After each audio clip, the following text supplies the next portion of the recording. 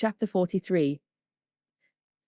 They had a very fine day for Box Hill, and all the other outward circumstances of arrangement, accommodation, and punctuality were in favour of a pleasant party. Mr. Weston directed the whole, officiating safely between Hartfield and the vicarage, and everybody was in good time. Emma and Harriet went together, Miss Bates and her niece with the Eltons, the gentleman on horseback. Mrs. Weston remained with Mr. Woodhouse. Nothing was wanting but to be happy when they got there. 7 miles were travelled in expectation of enjoyment, and everybody had a burst of admiration on first arriving, but in the general amount of the day there was deficiency. There was a languor, a want of spirits, a want of union which could not be got over. They separated too much into parties. The Eltons walked together. Mr. Knightley took charge of Miss Bates and Jane, and Emma and Harriet belonged to Frank Churchill. And Mr. Weston tried in vain to make them harmonize better. It seemed at first an accidental division, but it never materially varied.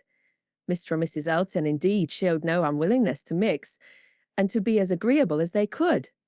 But during the 2 whole hours that were spent on the hill, there seemed a principle of separation between the other parties, too strong for any fine prospects or any co-collation or any cheerful Mr. Weston to remove. At first, it was downright dullness to Emma. She had never seen Frank Churchill so silent and stupid. He said nothing worth hearing, looked without seeing, admired without intelligence, listened without knowing what she said. While he was so dull, it was no wonder that Harriet should be dull likewise, and they were both insufferable. When they all sat down, it was better. To her taste, a great deal better, for Mr. Frank Churchill grew talkative and gay, making her his first object. Every distinguishing attention that could be paid was paid to her. To amuse her and be agreeable in her eyes seemed all that he cared for, and Emma, glad to be enlivened, not sorry to be flattered, was gay and easy too, and gave him all the friendly encouragement, the admission to be gallant, which she had ever given in the first and most animated period of their acquaintance, but which now, in her own estimation, meant nothing, though in the judgment of most people looking on, it must have had such an appearance as no English word but flirtation could very well describe. Mr. Frank Churchill and Miss Woodhouse flirted together excessively. They were laying themselves open to that very phrase, and to having it sent off in a letter to Maple Grove by one lady, to Ireland by another.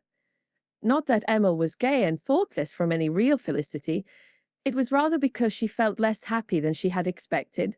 She laughed because she was disappointed, and though she liked him for his attentions and thought them all, whether in friendship, admiration, or playfulness, extremely judicious, they were not winning back her heart.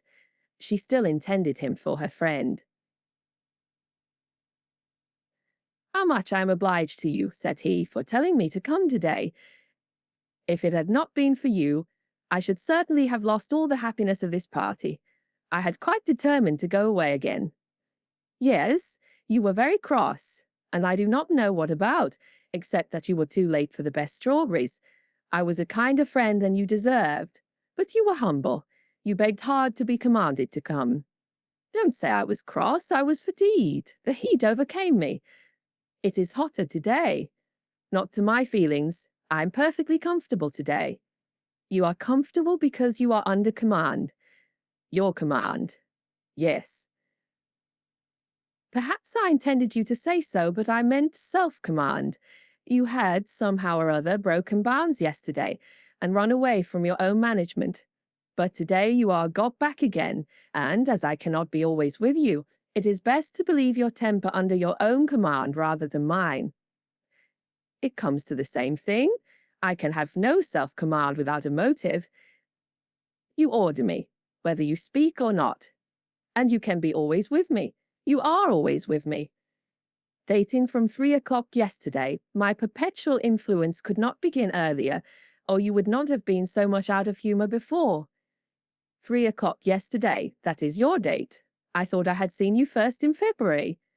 Your gallantry is really unanswerable, but," lowering her voice, "nobody speaks except ourselves, and it is rather too much to be talking nonsense for the entertainment of 7 silent people. I say nothing of which I am ashamed. replied he with lively impudence. I saw you first in February. Let everybody on the hill hear me if they can. Let my accent swell to Mickleham on one side and Dorking on the other. I saw you first in February. And then whispering, our companions are excessively stupid. What shall we do to rouse them? Any nonsense will serve. They shall talk. Ladies and gentlemen, I am ordered by Miss Woodhouse, who, wherever she is, presides, to say that she desires to know what you are all thinking of. Some laughed and answered good-humouredly. Miss Bates said a great deal. Mrs. Elton swelled at the idea of Miss Woodhouse's presiding. Mr. Knightley's answer was the most distinct. Is Miss Woodhouse sure that she would like to hear what we are all thinking of? Oh, no, no, cried Emma, laughing as carelessly as she could. Upon no account in the world. It is the very last thing I would stand the brunt of just now. Let me hear anything rather than what you are all thinking of. I will not say quite all. There are one or two, perhaps, glancing at Mr. Weston and Harriet, whose thoughts I might not be afraid of knowing. It is a sort of thing, cried Mrs. Elton emphatically, which I should not have thought myself privileged to inquire into, though perhaps as the chaperon of the party, I never was in any circle, exploring parties, young ladies, married women. Her mutterings were chiefly to her husband, and he murmured in reply, very true, my love, very true. Exactly so, indeed, quite unheard of. But some ladies say anything. Better pass it off as a joke. Everybody knows what is due to you. It will not do, whispered Frank to Emma. They are most of them affronted. I will attack them with more address. Ladies and gentlemen, I am ordered by Miss Woodhouse to say that she waives her right of knowing exactly what you may all be thinking of, and only requires something very entertaining from each of you in a general way.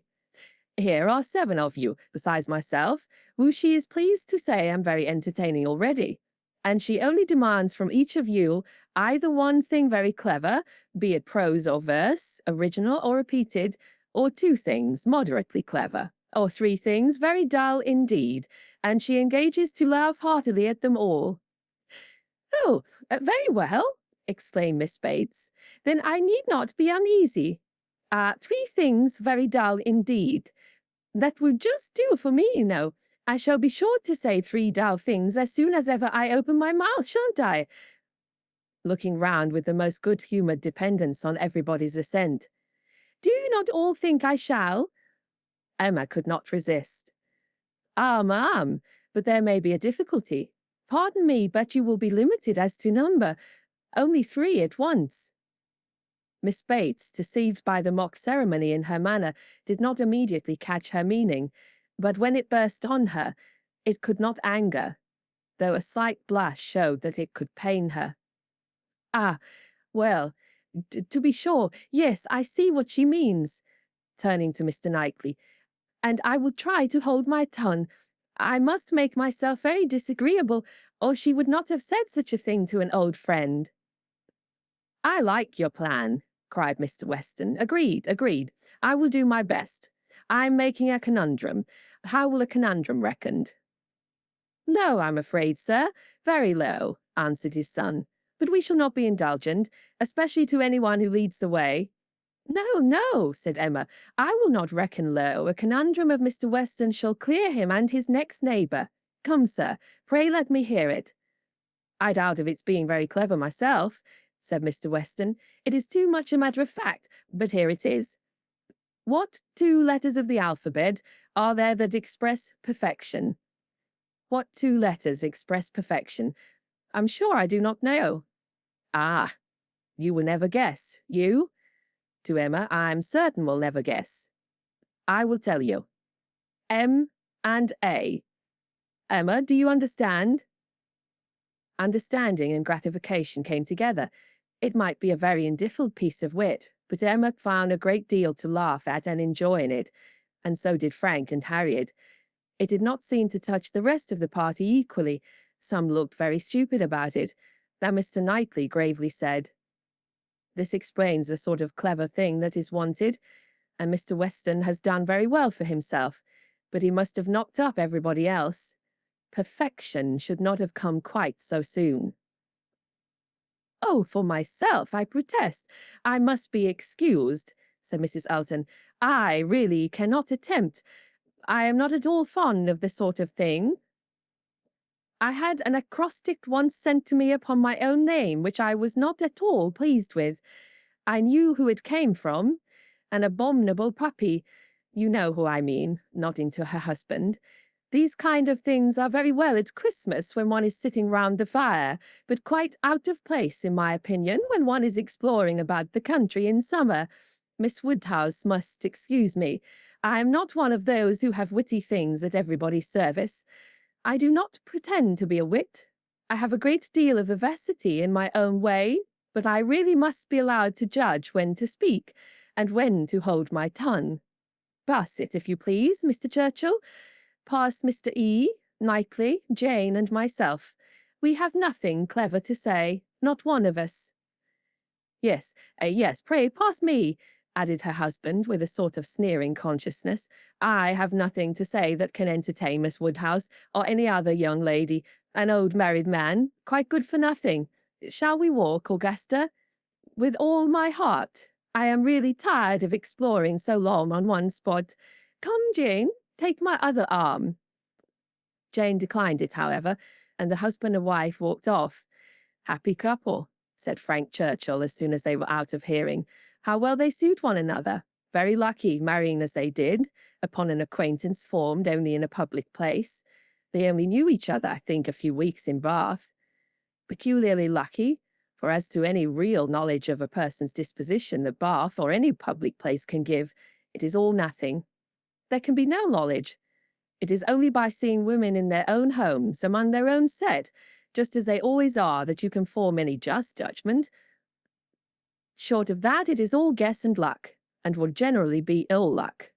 How many a man has committed himself on a short acquaintance, and rued at it all the rest of his life? Miss Fairfax, who had seldom spoken before except among her own confederates, spoke now. Such things do occur, undoubtedly. She was stopped by a cough. Frank Churchill turned towards her to listen. You were speaking? Said he gravely. She recovered her voice. I was only going to observe that though such unfortunate circumstances do sometimes occur both to men and women, I cannot imagine them to be very frequent. A hasty and imprudent attachment may arise, but there is generally time to recover from it afterwards. I would be understood to mean that it can only be weak, irresolute characters, whose happiness must be always at the mercy of chance, who will suffer an unfortunate acquaintance to be an inconvenience, an oppression for ever. He made no answer, merely looked and bowed in submission, and soon afterwards said in a lively tone, Well, I have so little confidence in my own judgment that whenever I marry I hope somebody will choose my wife for me. Will you? Turning to Emma, will you choose a wife for me? I'm sure I should like anybody fixed on by you. You provide for the family, you know, with a smile at his father. Find somebody for me. I am in no hurry. Adopt her, educate her, and make her like myself, by all means, if you can. Very well, I undertake the commission. You shall have a charming wife. She must be very lively and have hazel eyes. I care for nothing else. I shall go abroad for a couple of years, and when I return I shall come to you for my wife. Remember. Emma was in no danger of forgetting. It was a commission to touch every favourite feeling. Would not Harriet be the very creature described? Hazel eyes accepted. 2 years more might make her all that he wished. He might even have Harriet in his thoughts at the moment, who could say? Referring the education to her seemed to imply it.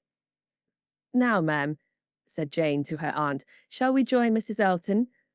If you please, my dear, with all my heart. I am quite ready.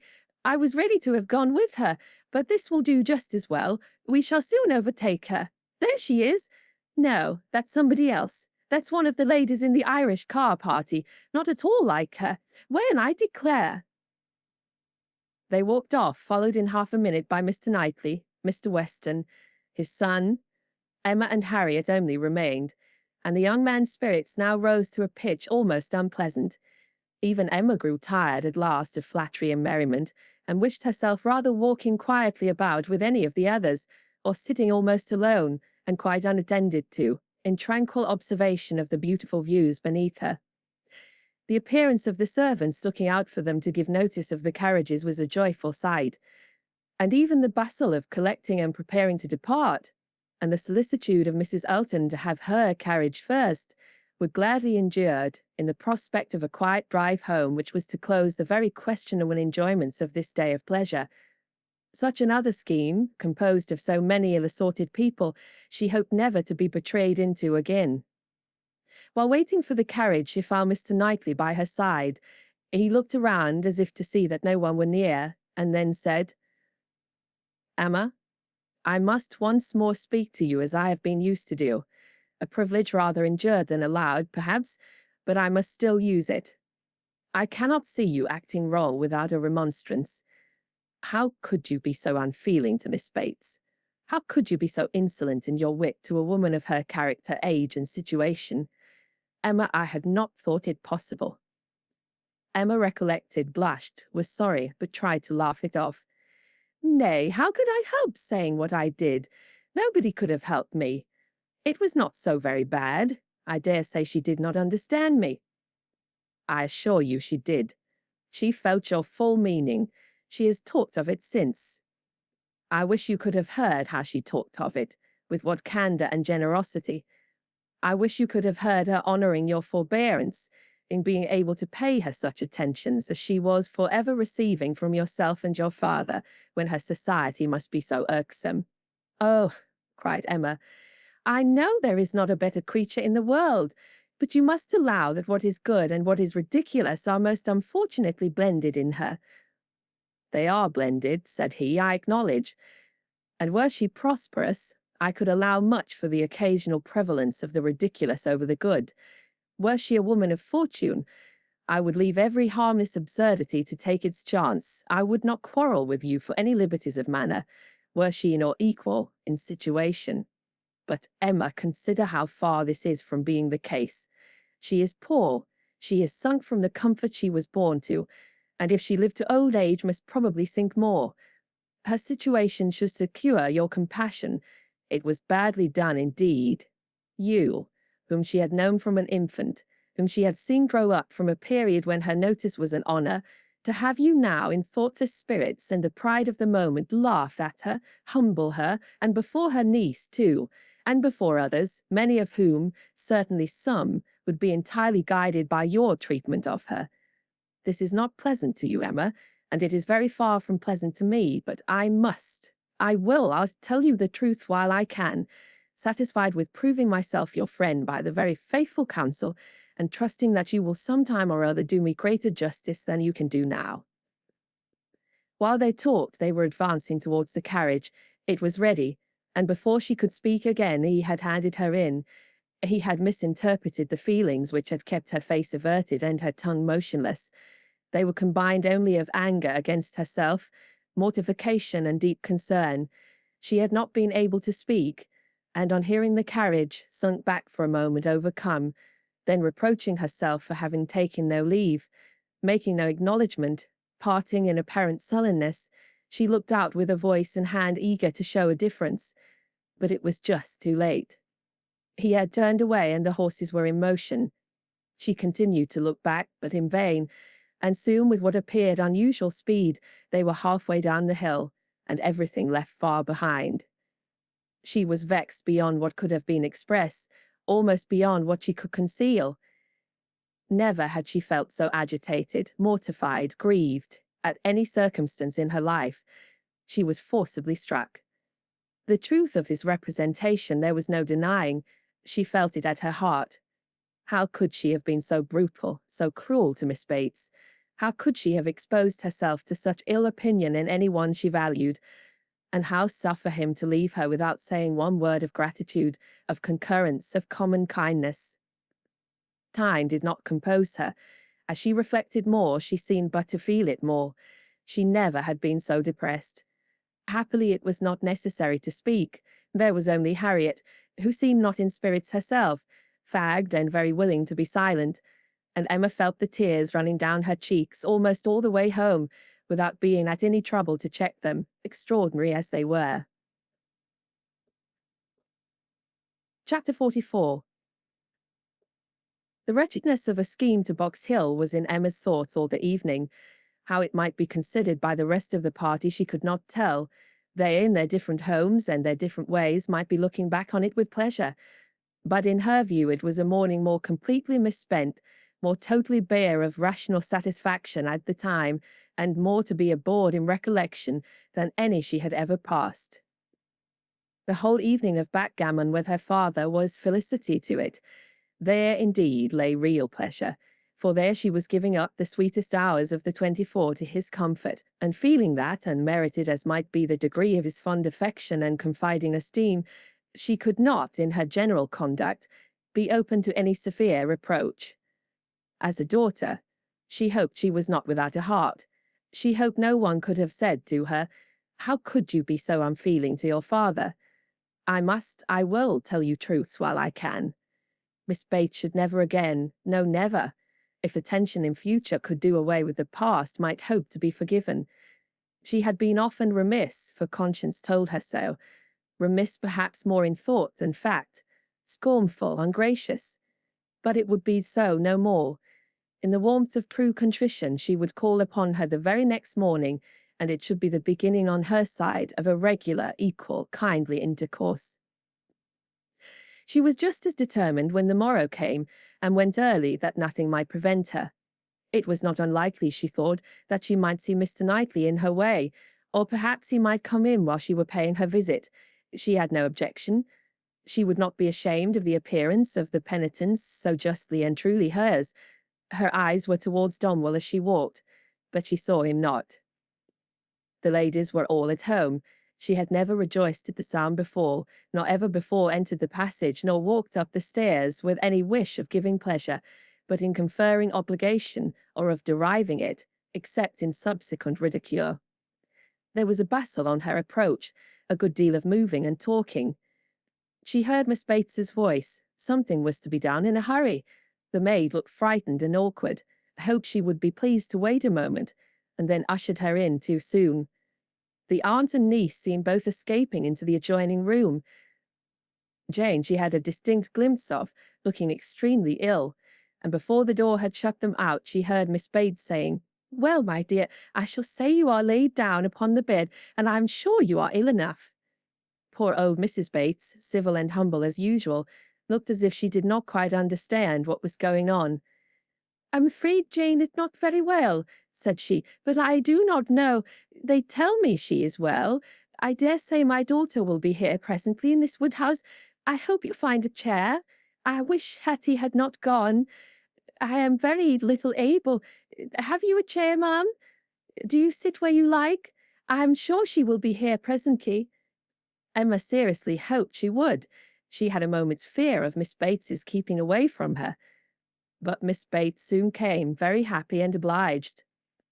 But Emma's conscience told her that there was not the same cheerful volubility as before, less ease of look and manner. A very friendly inquiry after Miss Fairfax she hoped might lead the way to a return of old feelings. The touch seemed immediate. "Ah, Miss Woodhouse, how kind you are! I suppose you have heard, and are come to give us joy. This does not seem much like joy, indeed, in me," twinkling away a tear or two. "But it will be very trying for us to part with her after having had her so long, and she has a dreadful headache just now, writing all morning. Such long letters, you know, to be written to Colonel Campbell and Mrs. Dixon. My dear, said I, you will blind yourself, for tears were in her eyes perpetually. One cannot wonder, one cannot wonder. It is a great change, and though she is amazingly fortunate, such a situation, I suppose, as no young woman before ever met with on first going out. Do not think us ungrateful, Miss Woodhouse, for such surprising good fortune," once again dispersing her tears. "But poor dear soul, if you were to see what a headache she has, when one is in great pain, you know, one cannot feel any blessing quite as it may deserve. She is as low as possible. To look at her, nobody would think how delighted and happy she is to have secured such a situation. You will excuse her not coming to you. She is not able. She is gone into her own room. I want her to lie down upon her bed. My dear, said I shall not say you are laid down upon the bed, but however she is not. She is walking about the room. But now that she has written her letters, she says she shall soon be well. She will be extremely sorry to miss seeing you, Miss Woodhouse, but your kindness will excuse her. You were kept waiting at the door. I was quite ashamed, but somehow there was a little bustle, for it so happened that we had not heard the knock. Until you were on the stairs, we did not know anybody was coming. It is only Mrs. Cole, said I, depend upon it. Nobody else would come so early. Well, said she, it must be born some time or other, and it may as well be now. But then Patty came in and said it was you. Oh, said I, it is Miss Woodhouse. I am sure you would like to see her. I can see nobody, said she, and she got up and would go away, and that was what made us keep you waiting. If you must go, my dear, said I, you must, and I will say you are laid down upon the bed. Emma was most sincerely interested. Her heart had been long growing kinder towards Jane, and this picture of her present sufferings acted as a cure of every former ungenerous suspicion, and left her nothing but pity. And the remembrance of the less just and less gentle sensations of the past obliged her to admit that Jane might very naturally resolve on seeing Mrs. Cole or any other steady friend, when she might not bear to see herself.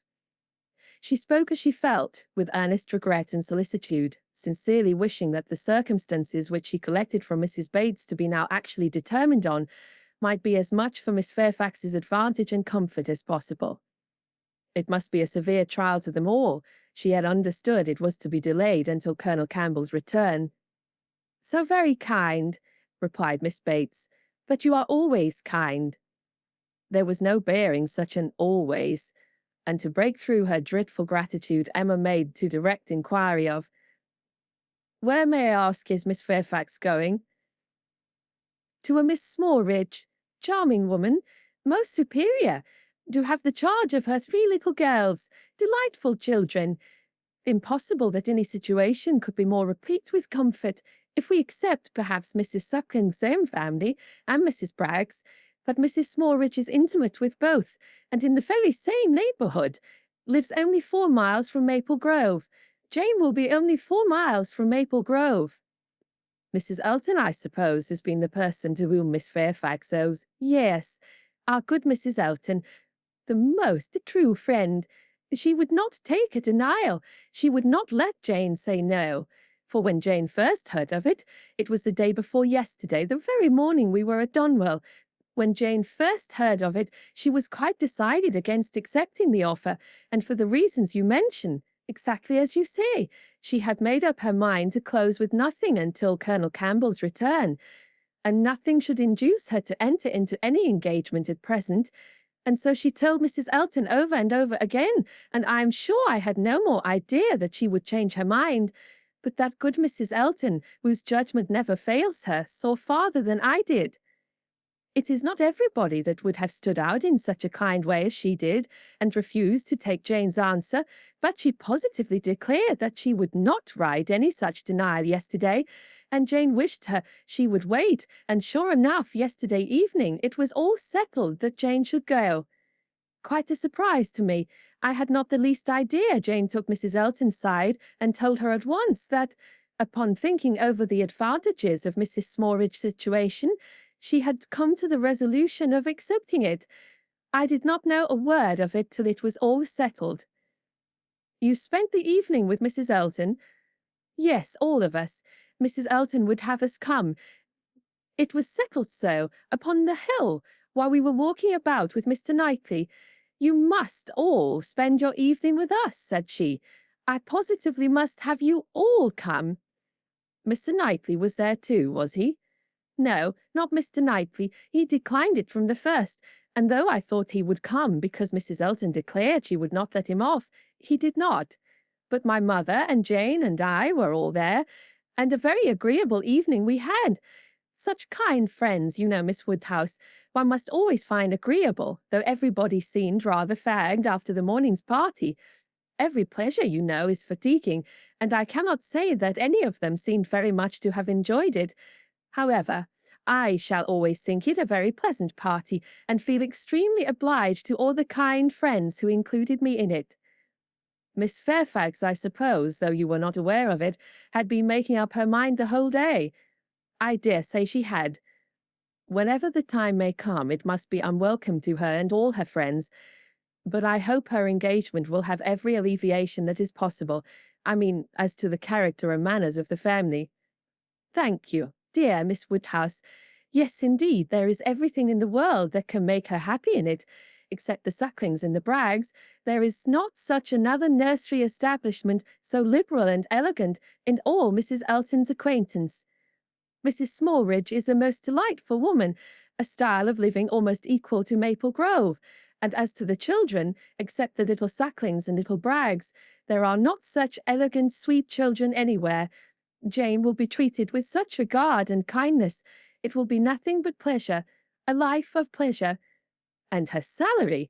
I really cannot venture to name her salary to you, Miss Woodhouse.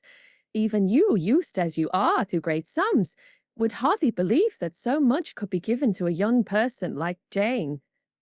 Ah, madam, cried Emma, if other children are at all like what I remember to have been myself, I should think that 5 times the amount of what I have ever yet heard named as a salary on such occasions dearly earned.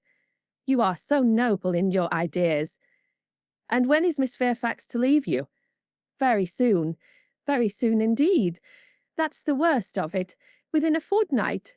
Miss Smallridge is in a great hurry. My poor mother does not know how to bear it. So then I try to put it out of her thoughts and say, come, ma'am, do not let us think of it any more. Her friends must all be sorry to lose her, and will not Colonel and Mrs. Campbell be sorry to find that she has engaged herself before they return? Yes, Jane says she is sure they will, but yet this is such a situation that she cannot feel herself justified in declining.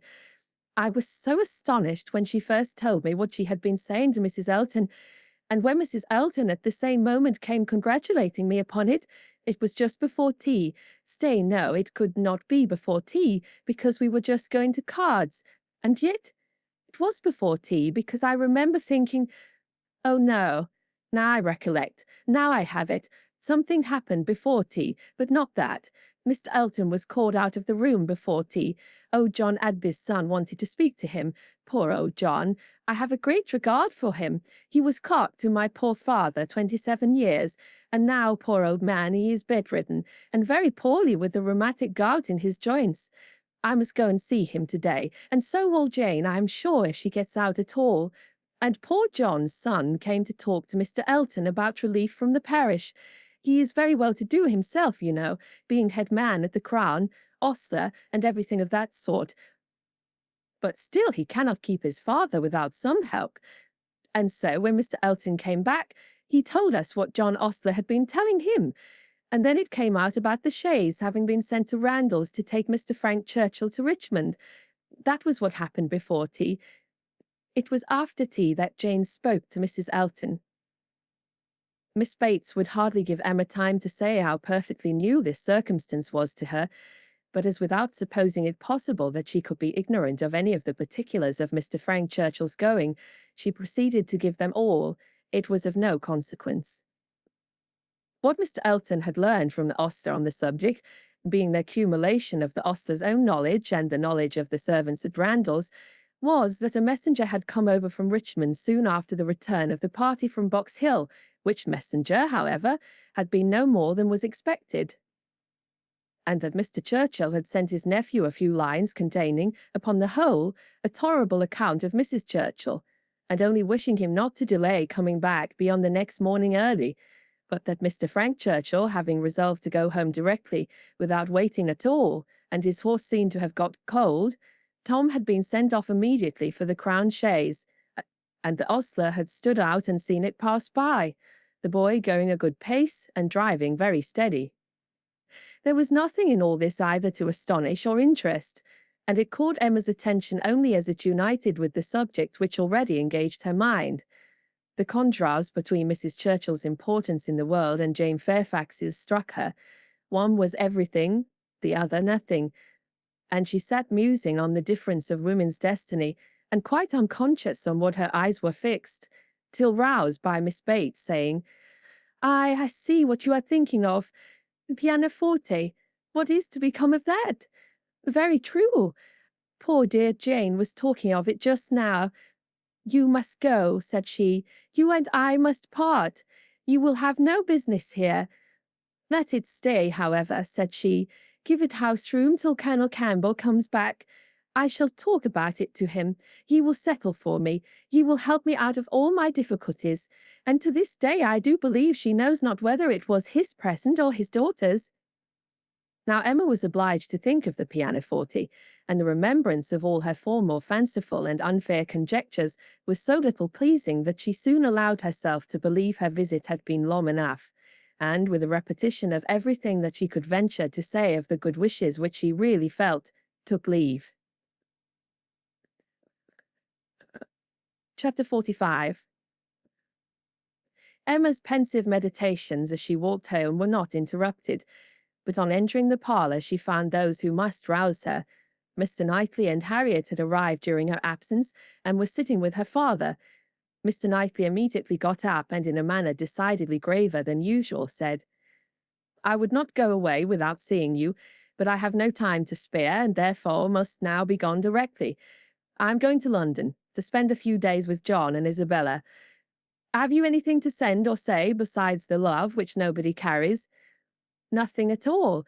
But is not this a sudden scheme?" "Yes, rather. I have been thinking of it some little time." Emma was sure he had not forgiven her. He looked unlike himself. Time, however, she thought, would tell him that they ought to be friends again. While he stood as if meaning to go, but not going, her father began his inquiries.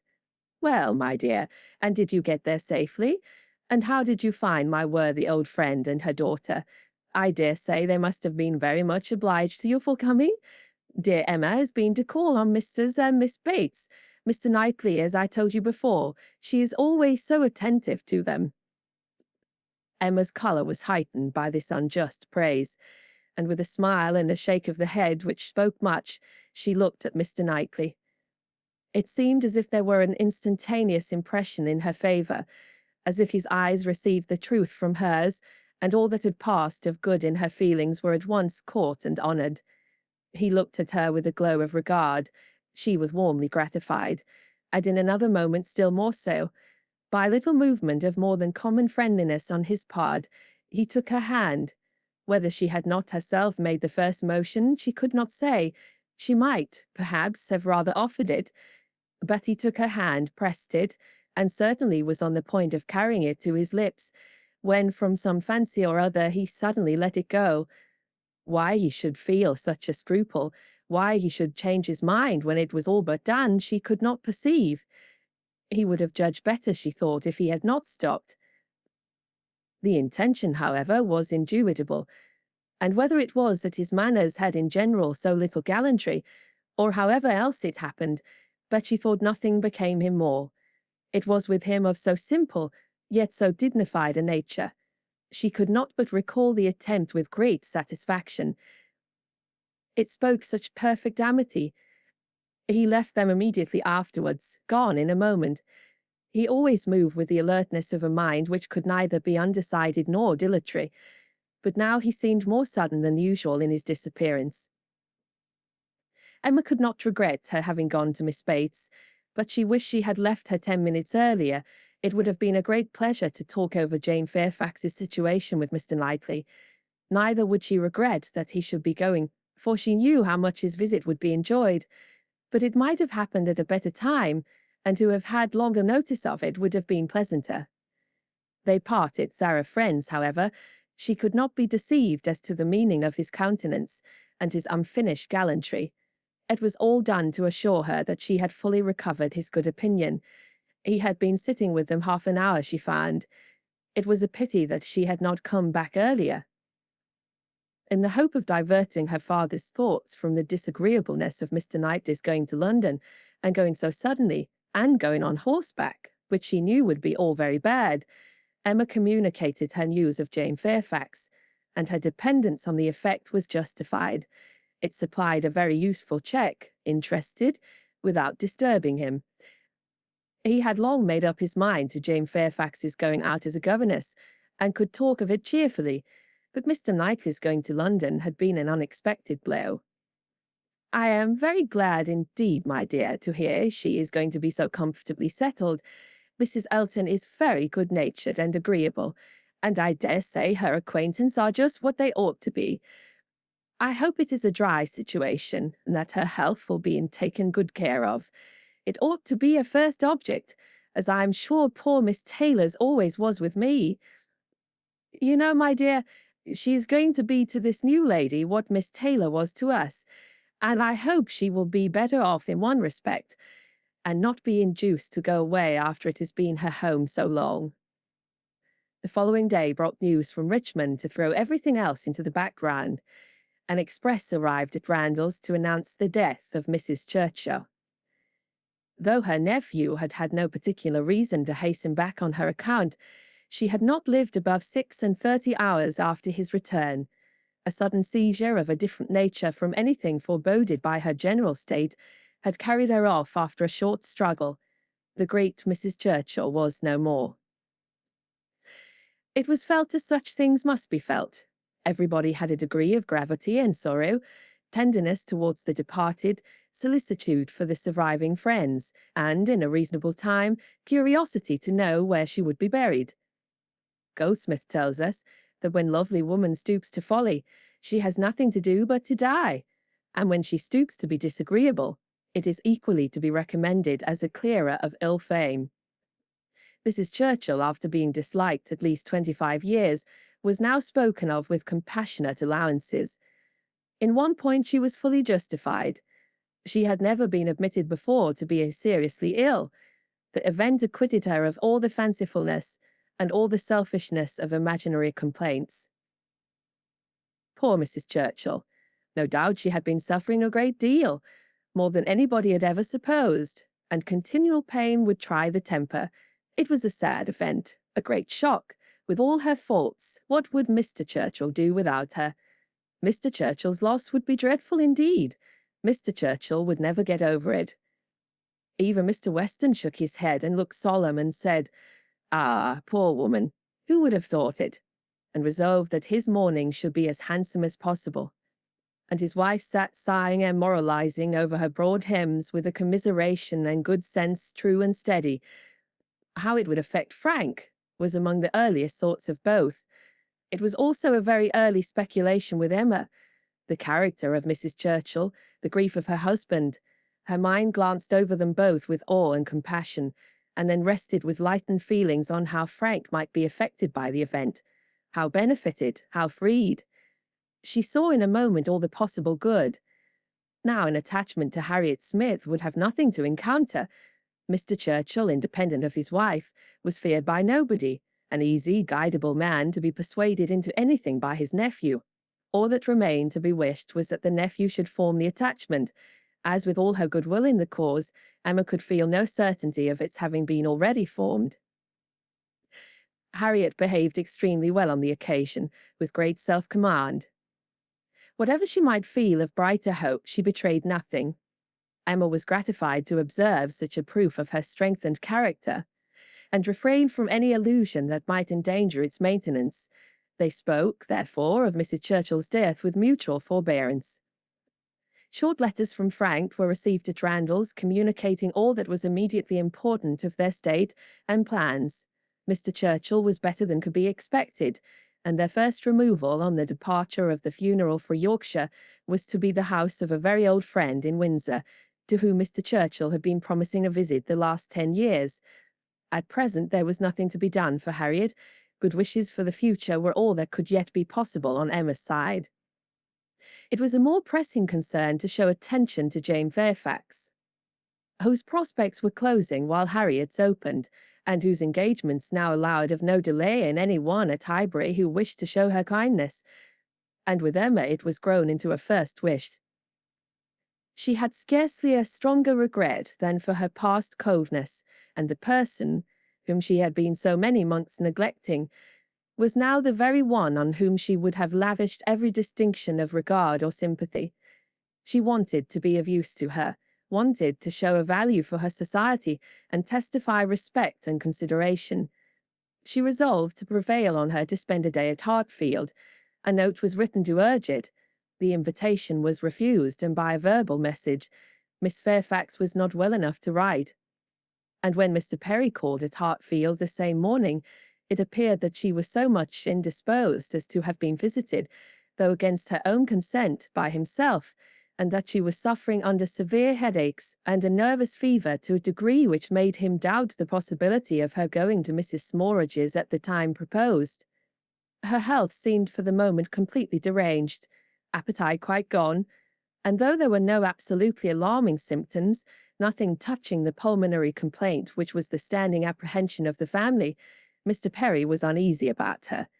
He thought she had undertaken more than she was equal to, and that she felt it so herself, though she would not own it. Her spirits seemed overcome. Her present home, he could not but observe, was unfavourable to a nervous disorder. Confined always to one room, he could have wished it otherwise.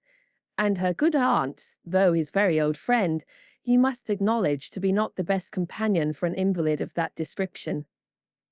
Her care and attention could not be questioned. They were, in fact, only too great. He very much feared that Miss Fairfax derived more evil than good from them. Emma listened with the warmest concern, grieved for her more and more, and looked around eager to discover some way of being useful. To take her, be it only an hour or two, from her aunt, to give her change of air and scene, and quiet, rational conversation, even for an hour or two, might do her good.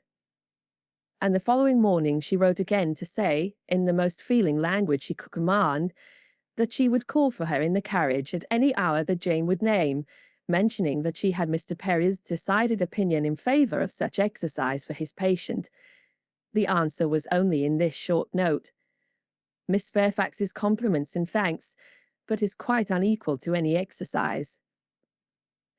Emma felt that her own note had deserved something better, but it was impossible to quarrel with words whose tremulous inequality showed indisposition so plainly, and she thought only of how she might best counteract this unwillingness to be seen or assisted. In spite of the answer, therefore, she ordered the carriage and drove to Mrs. Bates's, in the hope that Jane would be induced to join her, but it would not do. Miss Bates came to the carriage door, all gratitude, and agreeing with her most earnestly in thinking an airing might be of the greatest service, and everything that messages could do was tried, but all in vain. Miss Bates was obliged to return without success. Jane was quite unpersuadable. The mere proposal of going out seemed to make her worse. Emma wished she could have seen her, and tried her own powers.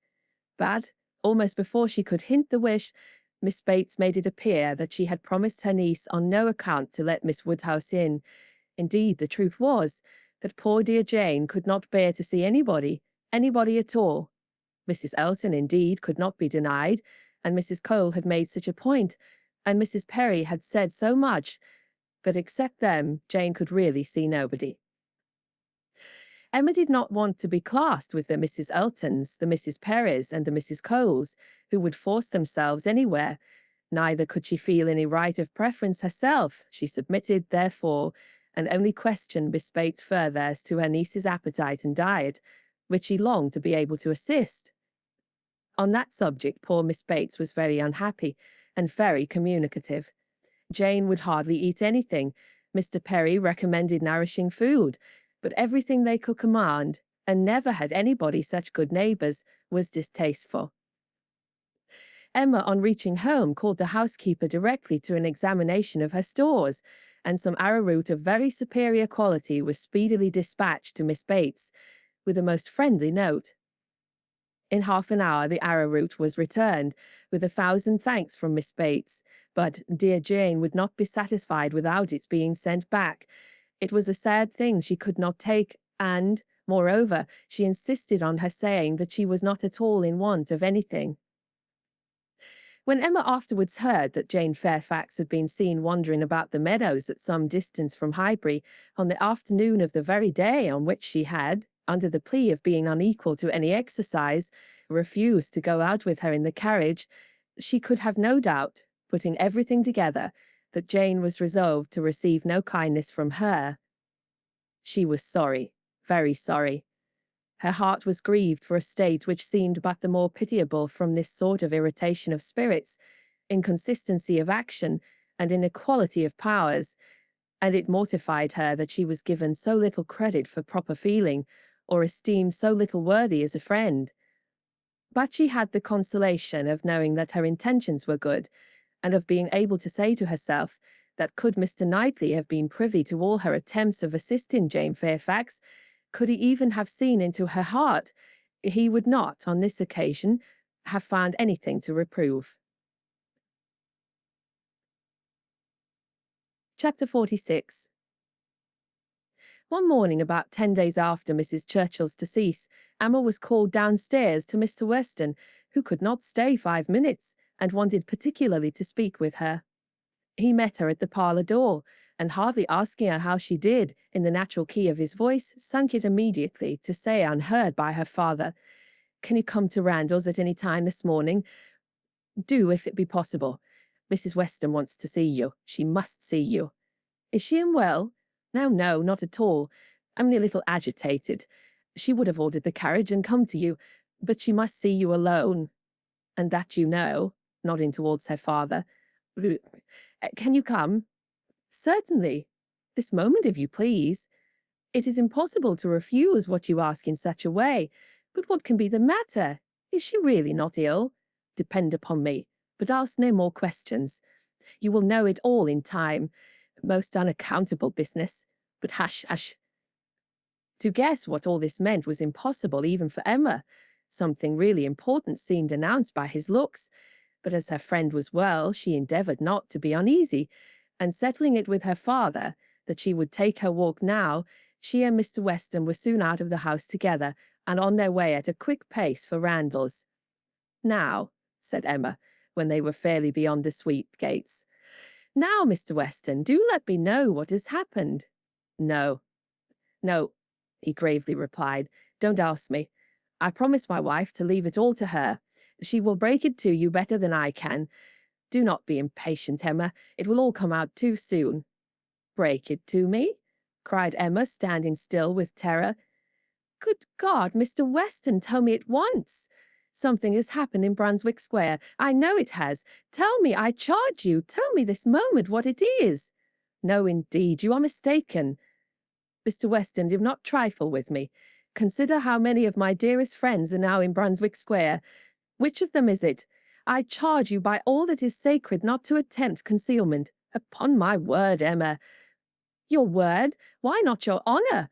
Why not say upon your honour that it has nothing to do with any of them? Good heavens! What can be to be broke to me that does not relate to one of the family?" "Upon my honour," said he very seriously, "it does not. It is not the smallest degree connected with any human being of the name of Knightley." Emma's courage returned, and she walked on.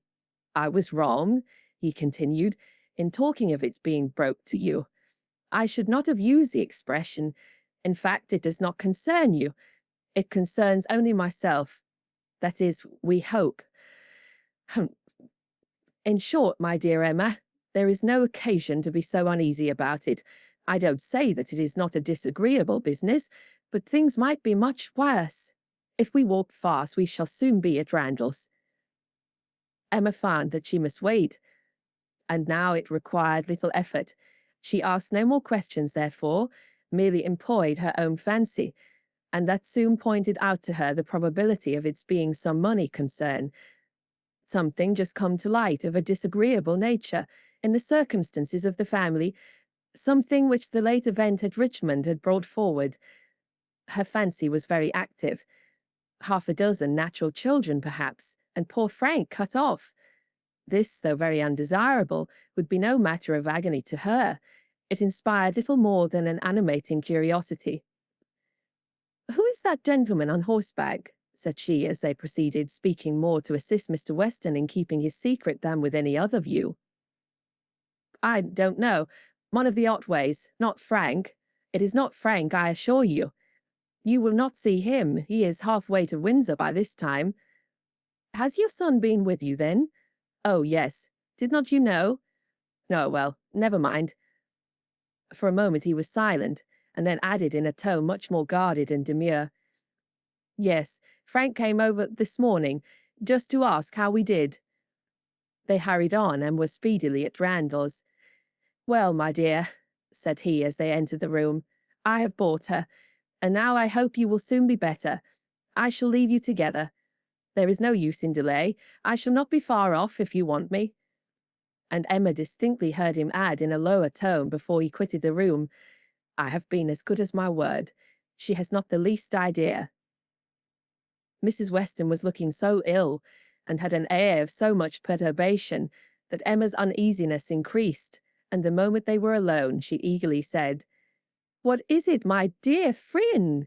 Something of a very unpleasant nature, I find, has occurred. Do let me know directly what it is. I have been walking all this way in complete suspense. We both abhor suspense. Do not let mine continue longer. It will do you good to speak of your distress, whatever it may be." "Have you indeed no idea?" said Mrs. Weston in a trembling voice. "Cannot you, my dear Emma, cannot you form a guess as to what you are to hear?" "So far as that it relates to Mr. Frank Churchill, I do guess." "You are right. It does relate to him, and I will tell you directly," resuming her work and seeming resolved against looking up. "He has been here this very morning on a most extraordinary errand. It is impossible to express our surprise. He came to speak to his father on a subject, to announce an attachment." She stopped to breathe. Emma thought at first of herself, and then of Harriet. "More than an attachment, indeed," resumed Mrs. Weston. "An engagement. A positive engagement. What will you say, Emma? What will anybody say, when it is known that Frank Churchill and Miss Fairfax are engaged, nay, that they have been long engaged?" Emma jumped with surprise, and horror-struck, exclaimed, "Jane Fairfax? Good God, you are not serious? You do not mean it?" "You may well be amazed," returned Mrs. Weston, still averting her eyes and talking on with eagerness that Emma might have time to recover. "You may well be amazed, but it is even so. There has been a solemn engagement between them ever since October, formed at Weymouth, and kept a secret from everybody. Not a creature knowing it but themselves, neither the Campbells nor her family, nor his. It is so wonderful that, though perfectly convinced of the fact, it is yet most incredible to myself. I can hardly believe it. I thought I knew him." Emma scarcely heard what was said. Her mind was divided between two ideas: her own former conversations with him about Miss Fairfax, and poor Harriet, and for some time she could only exclaim and require confirmation, repeated confirmation. "Well," said she at last, trying to recover herself, "this is a circumstance which I must think of at least half a day before I can at all comprehend it." "What? Engaged to her all the winter, before either of them came to Highbury?" "Engaged since October, secretly engaged. It has hurt me, Emma, very much. It has hurt his father equally. Some part of his conduct we cannot excuse." Emma pondered a moment and then replied, "I will not pretend not to understand you, and to give you all the relief in my power. Be assured that no such effect has followed his attentions to me as you are apprehensive of." Mrs. Weston looked up, afraid to believe, but Emma's countenance was as steady as her words. "That you may have less difficulty in believing this boast of my present perfect indifference," she continued, "I will further tell you that there was a period in the early part of our acquaintance when I did like him, when I was very much disposed to be attached to him, nay, was attached, and how it come to cease is perhaps the wonder. Fortunately, however, it did cease. I have really for some time past, for at least these 3 months, cared nothing about him. You may believe me, Mrs. Weston, this is the simple truth." Mrs. Weston kissed her with tears of joy, and when she could find utterance, assured her that this protestation had done her more good than anything else in the world could do. "Mr. Weston will be almost as much relieved as myself," said she. "On this point we have been wretched. It was our darling wish that you might be attached to each other, and we were persuaded that it was so. Imagine what we have been feeling on your account." "I have escaped, and that I should escape may be a matter of grateful wonder to you and myself. But this does not acquit him, Mrs. Weston, and I must say that I think him greatly to blame. What right had he to come among us with affection and faith engaged, and with manner so very disengaged? What right had he to endeavour to please, as he certainly did, to distinguish any one young woman with persevering attention, as he certainly did, while he really belonged to another? How could he tell what mischief he might be doing? How could he tell that he might not be making me in love with him? Very wrong indeed." "From something that he said, my dear Emma, I rather imagine, and how could she bear such behaviour? Composure with a witness, to look on, while repeated attentions were offering to another woman before her face, and not resented. That is a degree of placidity which I can neither comprehend nor respect." "There were misunderstandings between them, Emma. He said so expressly.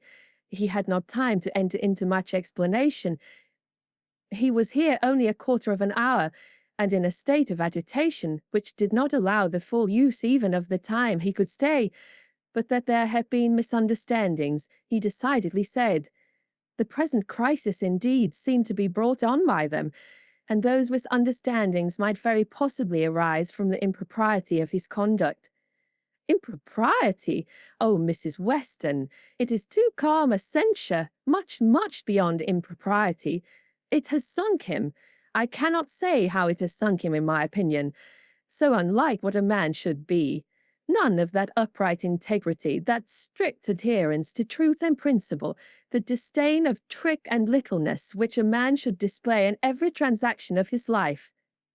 Nay, dear Emma, now I must take his part, for though he has been wrong in this instance, I have known him long enough to answer for his having many, very many good qualities, and—" "Good God!" cried Emma, not attending to her. "Mrs. Smaridge, too! Jane actually on the point of going as governess! What could he mean by such a horrible indelicacy? To suffer her to engage herself, to suffer her even to think of such a measure!" "He knew nothing about it, Emma. On this article I can fully acquit him. It was a private resolution of hers, not communicated to him, or at least not communicated in any way to carry conviction. Till yesterday, I know, he said he was in the dark as to her plans. They burst on him, I do not know how, but by some letter or message, and it was the discovery of what she was doing, of this very project of hers, which determined him to come forward at once, own it all to his uncle, throw himself on his kindness, and in short put an end to the miserable state of concealment that had been carrying on so long." Emma began to listen better. "I am to hear from him soon," continued Mrs. Weston. "He told me at parting that he should soon write, and he spoke in a manner which seemed to promise me many particulars that could not be given now. Let us wait, therefore, for this letter. It may bring many extenuations. It may make many things intelligible and excusable which now are not to be understood. Don't let us be severe. Don't let us be in a hurry to condemn him. Let us have patience. I must love him, and now that I am satisfied on one point, the one material point, I am sincerely anxious for its all turning out well, and ready to hope that it may. They must both have suffered a great deal under such a system of secrecy and concealment."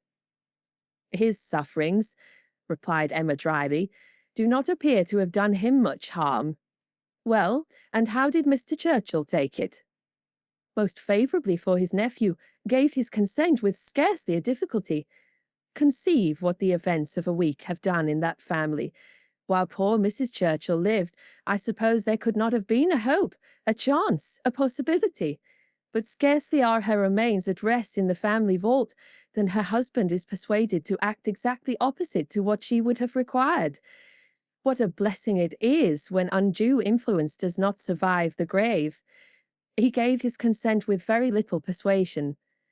Ah, thought Emma, he would have done as much for Harriet. This was settled last night, and Frank was off with the light this morning. He stopped at Highbury, at the Bateses, I fancy, some time, and then came on hither, but was in such a hurry to get back to his uncle, to whom he is just now more necessary than ever, that, as I tell you, he could stay with us but a quarter of an hour.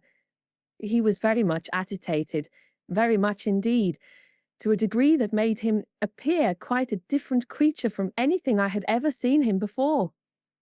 In addition to all the rest, there had been the shock of finding her so very unwell, which he had no previous suspicion of, and there was every appearance of his having been feeling a great deal. And you really believe the affair to have been carrying on with such perfect secrecy? The Campbells, the Dixons, did none of them know of the engagement? Emma could not speak the name of Dixon without a little blush. None, not one. He positively said that it had been known to no being in the world but their two selves. Well, said Emma, I suppose we shall gradually grow reconciled to the idea, and I wish them very happy. But I shall always think it a very abominable sort of proceeding. What has it been but a system of hypocrisy and deceit, espionage and treachery? To come among us with profusions of openness and simplicity, and such a league, in secret to judge us all, here have we been the whole winter and spring completely duped, fancying ourselves all on an equal footing of truth and honour, with two people in the midst of us who may have been carrying round, comparing and sitting in judgment on sentiments and words that were never meant for both to hear. They must take the consequence, if they have heard each other spoken of in a way not perfectly agreeable. I am quite easy on that head, replied Mrs. Weston. I am very sure that I never said anything to either to the other which both might not have heard. You are in luck. Your only blunder was confined to my ear, when you imagined a certain friend of ours in love with the lady. True, but as I have always had a thoroughly good opinion of Miss Fairfax, I never could, under any blunder, have spoken ill of her, and as to speaking ill of him, there I must have been safe. At this moment Mr. Weston appeared at a little distance from the window, evidently on the watch. His wife gave him a look which invited him in, and while he was coming round, added, Now, dearest Emma, let me entreat you to say and look everything that may set his heart at ease, and incline him to be satisfied with the match. Let us make the best of it, and indeed almost everything may be fairly said in her favour. It is not a connection to gratify, but if Mr. Churchill does not feel that, why should we? And it may be very fortunate circumstances for him, for Frank, I mean, that he should have attached himself to a girl of such steadiness of character and good judgment as I have always given her credit for, and still am disposed to give her credit for, in spite of this one great deviation from the strict rule of right. And how much may be said in her situation for even that error? Much indeed, cried Emma feelingly. If a woman can ever be excused for thinking only of herself, it is in a situation like Jane Fairfax's. Of such one may almost say that the world is not theirs, nor the world's law. She met Mr. Weston on his entrance with a smiling countenance, exclaiming, A very pretty trick you have been playing me, upon my word. This was a device, I suppose, to sport with my curiosity, and exercise my talent of guessing. But you really frightened me. I thought you had lost half your property at least. And here, instead of it being a matter of condolence, it turns out to be one of congratulation. I congratulate you, Mr. Weston, with all my heart, on the prospect of having one of the most lovely and accomplished young women in England for your daughter.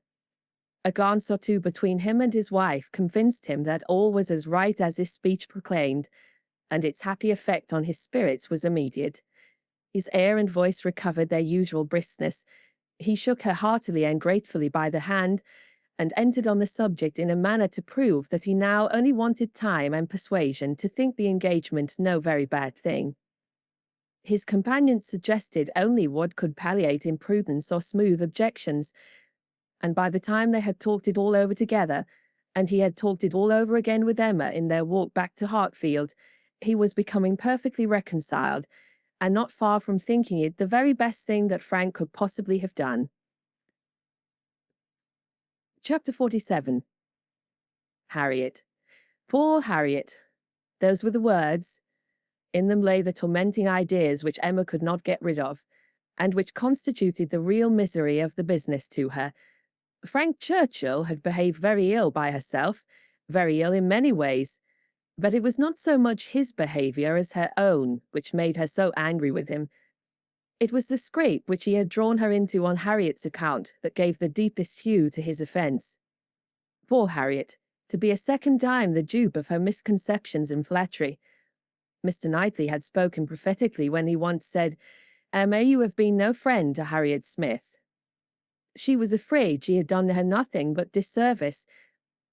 It was true that she had not to charge herself in this instance, as in the former, with being the sole and original author of the mischief, with having suggested such feelings as might otherwise never have entered Harriet's imagination, for Harriet had acknowledged her admiration and preference of Frank Churchill before she had ever given her a hint on the subject. But she felt completely guilty of having encouraged what she might have repressed. She might have prevented the indulgent and increase of such sentiments. Her influence would have been enough. And now she was very conscious that she ought to have prevented them. She felt that she had been risking her friend's happiness on most insufficient grounds. Common sense would have directed her to tell Harriet that she must not allow herself to think of him, and that there were 500 chances to 1 against his ever caring for her. But with common sense, she added, "I'm afraid I have had little to do." She was extremely angry with herself. If she could not have been angry with Frank Churchill too, it would have been dreadful. As for Jane Fairfax, she might at least relieve her feelings from any present solicitude on her account. Harriet would be anxiety enough. She need no longer be unhappy about Jane, whose troubles and whose ill health having, of course, the same origin, must be equally under cure. Her days of insignificance and evil were over. She would soon be well and happy and prosperous. Emma could now imagine why her own attentions had been slighted. This discovery laid many smaller matters open. No doubt it had been from jealousy. In Jane's eyes she had been a rival, and well might anything she could offer to assistance or regard be repulsed. An airing in the Hartfield carriage would have been the rack, and arrowroot from Hartfield Storer must have been poison. She understood it all, and as far as her mind could disengage itself from the injustice and selfishness of angry feelings, she acknowledged that Jane Fairfax would have neither elevation nor happiness beyond her desert. But poor Harriet was such an engrossing charge. There was little sympathy to be spared for anybody else. Emma was sadly fearful that this second disappointment would be more severe than the first. Considering the very superior claims of the object, it ought, and judging by its apparently stronger effect on Harriet's mind, producing reserve and self-command, it would. She must communicate the painful truth, however, and as soon as possible. An injunction of secrecy had been among Mr. Weston's parting words. For the present, the whole affair was to be completely a secret. Mr. Churchill had made a point of it, as a token of respect to the wife he had so very recently lost, and everybody admitted it to be no more than due decorum. Emma had promised, but still Harriet must be accepted. It was her superior duty. In spite of her vexation, she could not help feeling it almost ridiculous that she should have the very same distressing and delicate office to perform by Harriet, which Mrs. Weston had just gone through by herself. The intelligence which had been so anxiously announced to her, she was now to be anxiously announcing to another. Her heart beat quick on hearing Harriet's footstep and voice, so she supposed had poor Mrs. Weston felt when she was approaching Randalls. Could the event of the disclosure bear an equal resemblance? But of that, unfortunately, there could be no chance. "Well, Miss Woodhouse," cried Harriet, coming eagerly into the room, Is not this the oddest news that ever was?" "What news do you mean?" replied Emma, unable to guess, by look or voice, whether Harriet could indeed have received any hint. "About Jane Fairfax. Did you ever hear anything so strange? Oh, you need not be afraid of owning it to me, for Mr. Weston has told me himself. I met him just now. He told me it was to be a great secret, and therefore I should not think of mentioning it to anybody but you, but he said you knew it." "Or did Mr. Weston tell you?" said Emma, still perplexed. "Oh, he told me all about it, that Jane Fairfax and Mr. Frank Churchill are to be married, and that they have been privately engaged to one another this long while. How very odd!" It was indeed so odd. Harry's behaviour was so extremely odd that Emma did not know how to understand it. Her character appeared absolutely changed. She seemed to propose showing no agitation or disappointment or peculiar concern in the discovery. Emma looked at her, quite unable to speak. "Had you any idea," cried Harriet, "of his being in love with her? You perhaps might, you," blushing as she spoke, "who can see into everybody's heart, but nobody asks—" "Upon my word," said Emma, "I begin to doubt my having any such talent. Can you seriously ask me, Harriet, whether I imagined him attached to another woman at the very time that I was, tacitly if not openly, encouraging you to give way to your own feelings? I never had the slightest suspicion till within the last hour of Mr. Frank Churchill's having the least regard for Jane Fairfax. You may be very sure of that. If I had, I should have cautioned you accordingly." "Me?" cried Harriet, colouring and astonished. "Why should you caution me? You do not think I care about Mr. Frank Churchill?" "I am delighted to hear you speak so stoutly on the subject," replied Emma, smiling. "But you do not mean to deny that there was a time, and not very distant either, when you gave me reason to understand that you did care about him." "Him? Never! Never, dear Miss Woodhouse, how could you so mistake me?" turning away, distressed. "Harriet," cried Emma after a moment's pause, "what do you mean? Good heaven, what do you mean, mistake you? Am I to suppose, then—" She could not speak another word. Her voice was lost, and she sat down, waiting in a great terror till Harriet should answer. Harriet, who was standing at some distance, and with face turned from her, did not immediately say anything, and when she did speak, it was in a voice nearly as agitated as Emma's. "I should not have thought it possible," she began, "that you could have misunderstood me. I know we agreed never to name him, but considering how infinitely superior he is to everybody else, I should not have thought it possible that I could be supposed to mean any other person. Mr. Frank Churchill, indeed. I do not know who would ever look at him in the company of the other.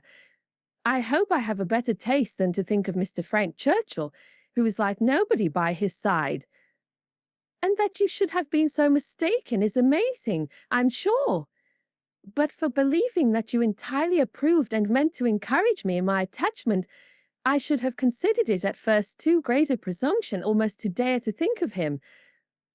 At first, if you had not told me that more wonderful things had happened, that there had been matches of greater disparity, those were your very words, I should not have dared to give way to, I should not have thought it possible. But if you, who had been always acquainted with him— Harriet," cried Emma, collecting herself resolutely, "let us understand each other now, without the possibility of further mistake. Are you speaking of Mr. Knightley?" "To be sure I am. I never could have an idea of anybody else, and so I thought you knew. When we talked about him, it was as clear as possible." "Not quite," returned Emma with forced calmness, "for all that you then said appeared to me to relate to a different person. I could almost assert that you had named Mr. Frank Churchill. I'm sure the service Mr. Frank Churchill had rendered you in protecting you from the gypsies was spoken of." "Oh, Miss Woodhouse, how you do forget!" "My dear Harriet, I perfectly remember the substance of what I said on the occasion. I told you that I did not wonder at your attachment, that, considering the service he had been rendered you, it was extremely natural, and you agreed to it, expressing yourself very warmly as to your sense of that service, and mentioning even what your sensations had been in seeing him come forward to your rescue. The impression of it is strong on my memory." "Oh dear!" cried Harriet. "Now I recollect what you mean, but I was thinking of something very different at the time. It was not the gypsies. It was not Mr. Frank Churchill that I meant. Now," with some elevation, "I was thinking of a much more precious circumstance, of when Mr. Knightley coming and asking me to dance, when Mr. Elton would not stand up with me, and when there was no other partner in the room. That was the kind action, that was the noble benevolence and generosity, that was the service which made me begin to feel how superior he was to every other being upon earth." "Good God!" cried Emma. "This has been a most unfortunate, most deplorable mistake. What is to be done? You would not have encouraged me then if you had understood me.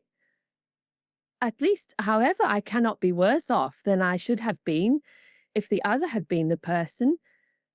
And now it is possible." She paused a few moments. Emma could not speak. "I do not wonder, Miss Woodhouse," she resumed, "that you should feel a great difference between the two. As to me or as to anybody, you must think one 500 million times more above me than the other. But I hope, Miss Woodhouse, that supposing that if, strange as it may appear, but you know they were your own words, that more wonderful things had happened, matches of greater disparity had taken place than between Mr. Frank Churchill and myself. And therefore it seems as if such a thing even as this may have occurred before, and if I should be so fortunate beyond expression as to, if Mr. Knightley should really, if he does not mind the disparity, I hope, dear Miss Woodhouse, you will not set yourself against it and try to put difficulties in the way. But you are too good for that, I am sure." Harriet was standing at one of the windows. Emma turned round to look at her in consternation, and hastily said, "Have you any idea of Mr. Knightley returning your affection?" "Yes," replied Harriet modestly, but not fearfully. "I must say that I have."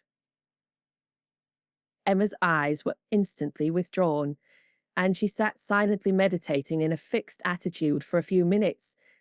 A few minutes were sufficient for making her acquainted with her own heart. A mind like hers, once open to suspicion, made rapid progress. She touched, she admitted, she acknowledged the whole truth. Why was it so much worse that Harriet should be in love with Mr. Knightley than Mr. Frank Churchill? Why was the evil so dreadfully increased by Harriet's having some hope of a return? It darted through her with the speed of an arrow that Mr. Knightley must marry no one but herself. Her own conduct, as well as her own heart, was before her in the same few minutes. She saw it all with a clearness which had never blessed her before. How improperly she had been acting by Harriet, how inconsiderate, how indelicate, how irrational, how unfeeling had been her conduct. What blindness, what madness had led her on. It struck her with dreadful force, and she was ready to give it every bad name in the world. Some portion of respect for herself, however, in spite of all these demerits, some concern for her own appearance, and a strong sense of justice by Harriet. There would be no need of compassion to the girl who believed herself loved by Mr. Knightley, but justice required that she should not be made unhappy by any coldness now, gave Emma the resolution to sit and endure further, with calmness, and even with apparent kindness. For her own advantage, indeed, it was fit that the utmost extent of Harriet's hope should be inquired into. And Harriet had done nothing to forfeit the regard and interest which had been so voluntarily formed and maintained, or to deserve to be slighted by the person whose counsels had never led her right. Rousing from reflection, therefore, and subduing her emotion, she turned to Harriet again, and in a more inviting accent renewed the conversation. For as to the subject which had first introduced it, a wonderful story of Jane Fairfax, that was quite sunk and lost. Neither of them thought but of Mr. Knightley and themselves. Harriet, who had been standing in no unhappy reverie, was yet very glad to be called from it by the now encouraging manner of such a judge and such a friend as Miss Woodhouse, and only wanted invitation to give the history of her hopes with great, though trembling delight. Emma's tremblings, as she asked, and as she listened, were better concealed than Harriet's, but they were not less. Her voice was not unsteady, but her mind was in all the perturbation that such a development of self, such a burst of threatening evil, such a confusion of sudden and perplexing emotions must create. She listened with much inward suffering, but with great outward patience, to Harriet's detail. Methodical or well arranged or very well delivered, it could not be expected to be, but contained, when separated from all the feebleness and tautology of the narration, a substance to sink her spirit, especially with the corroborating circumstances which her own memory brought in favour of Mr. Knightley's most improved opinion of Harriet. Harriet had been conscious of a difference in his behaviour ever since those two decisive dances. Emma knew that he had, on that occasion, found her much superior to his expectation. From that evening, or at least from the time of Miss Woodhouse's encouraging her to think of him, Harriet had begun to be sensible of his talking to her much more than he had been used to do, and of his having, indeed, quite a different manner towards her, a manner of kindness and sweetness. Latterly she had been more and more aware of it, when they had been all walking together, and had so often come and walked by her, and talked so very delightfully. He seemed to want to be acquainted with her. Emma knew it to have been very much the case. She had often observed the change, to almost the same extent. Harriet repeated expressions of approbation and praise from him, and Emma felt them to be in the closest agreement with what she had known of his opinion of Harriet. He praised her for being without art or affectation, for having simple, honest, generous feelings. She knew that he saw such recommendations in Harriet. He had dwelt on them to her more than once. Much that lived in Harriet's memory, many little particulars of the notice she had received from him, a look, a speech, a removal from one chair to another, a compliment implied, a preference inferred, had been unnoticed because unsuspected by Emma. Circumstances that might swell to half an hour's relation and contain multiplied proofs to her who had seen them had passed undiscerned by her who now heard them. But the two latest occurrences to be mentioned, the two of strongest promise to Harriet, were not without some degree of witness from Emma herself. The first was his walking with her apart from the others in the lime walk at Donwell, where they had been walking some time before Emma came, and he had taken pains, as she was convinced, to draw her from the rest to himself. And at first he had talked to her in a more particular way than he had ever done before. A very particular way indeed. Harriet could not recall it without a blush.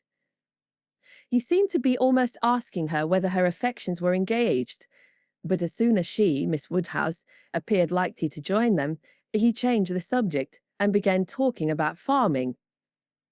The second was his having sat talking with her nearly half an hour before Emma came back from her visit, the very last morning of his being at Hartfield, though, when he first came in, he had said that he could not stay 5 minutes, and his having told her during their conversation that though he must go to London, it was very much against his inclination that he left home at all, which was much more, as Emma felt, than he had acknowledged to her.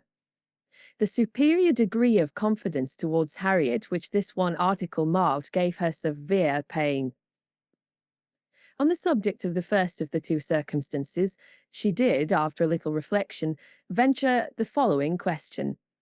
Might he not, is not it possible that, when inquiring, as you thought, into the state of your affections, he might be alluding to Mr. Martin?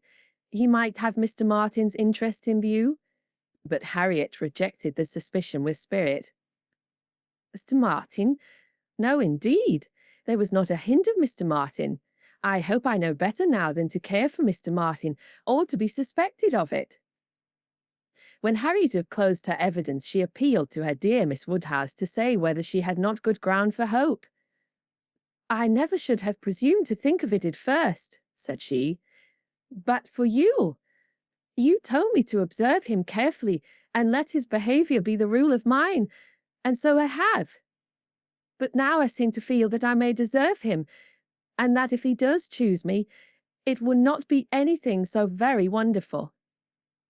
The bitter feelings occasioned by this speech, the many bitter feelings, made the utmost exertion necessary on Emma's side to enable her to say on reply, "Harriet, I will only venture to declare that Mr. Knightley is the last man in the world who would intentionally give any woman the idea of his feeling for her more than he really does."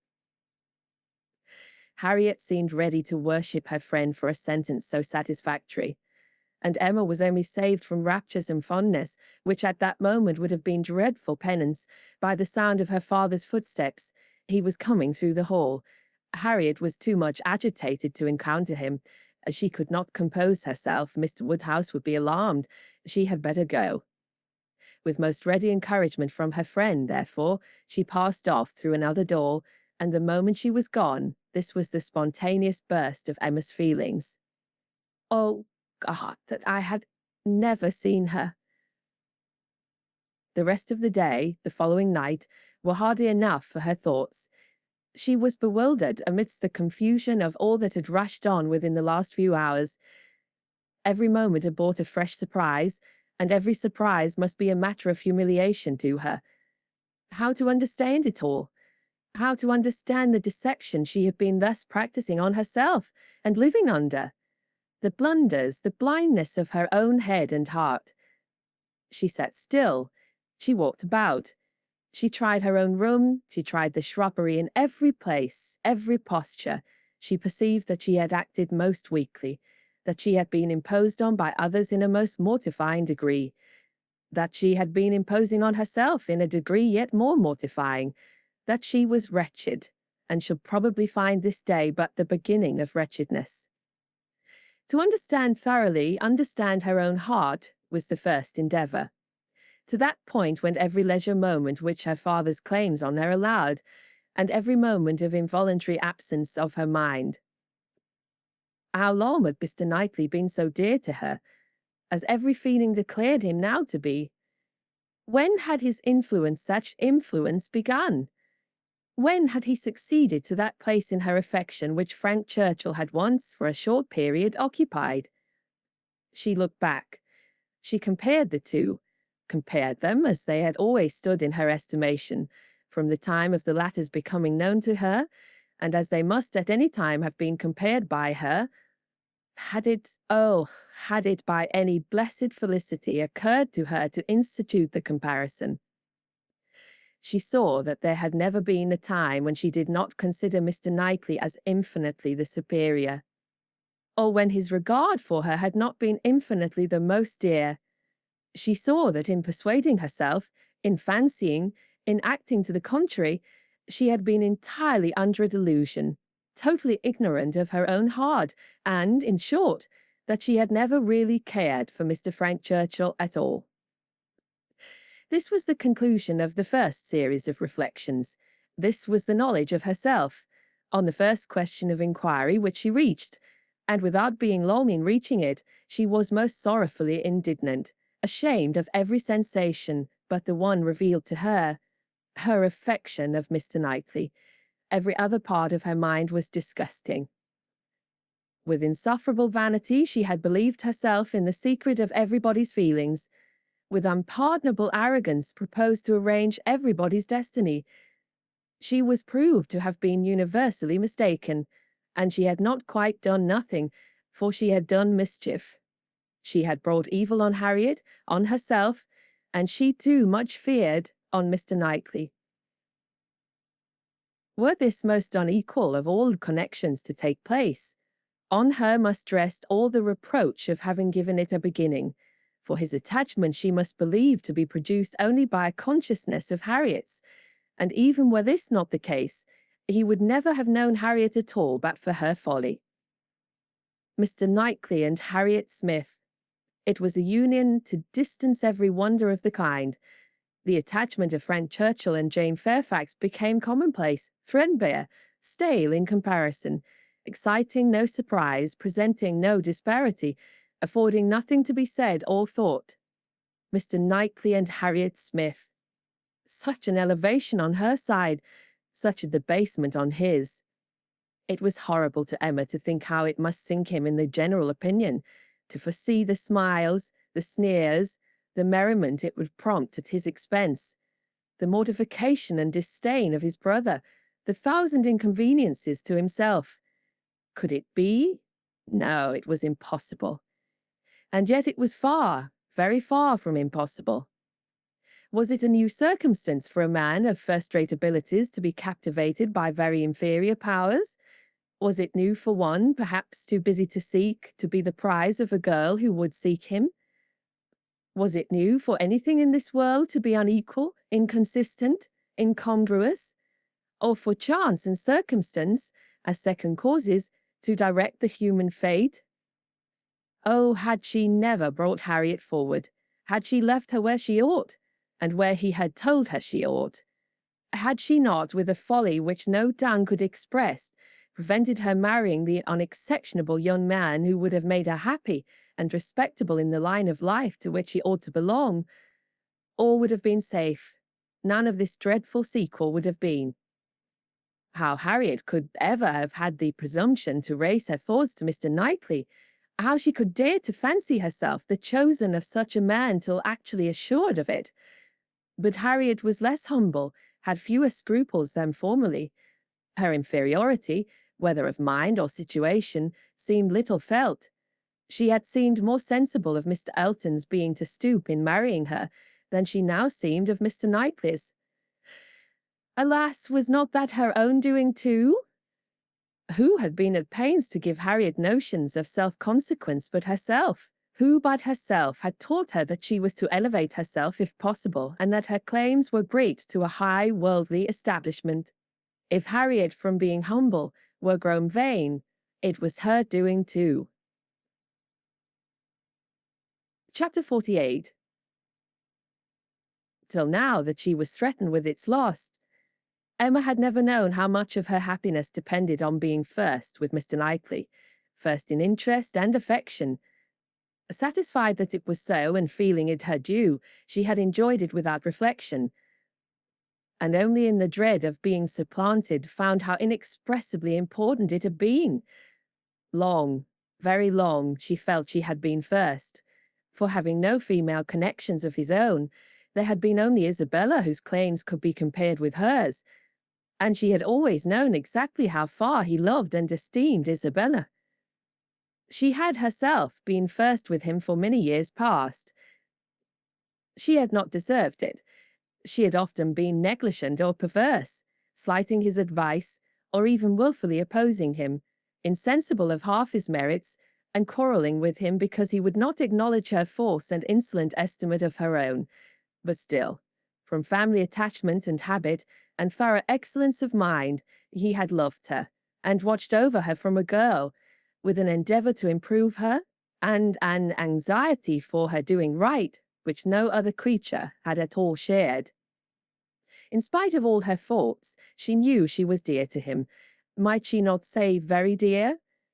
When the suggestions of hope, however, which must follow here, presented themselves, she could not presume to indulge them. Harriet Smith might think herself not unworthy of being peculiarly, exclusively, passionately loved by Mr. Knightley. She could not. She could not flatter herself with any idea of blindness in his attachment to her. She had received a very recent proof of its impartiality. How shocked had he been by her behaviour to Miss Bates! How directly, how strongly had he expressed himself to her on the subject! Not too strongly for the offence, but far, far too strongly to issue from any feeling softer than upright justice and clear-sighted goodwill.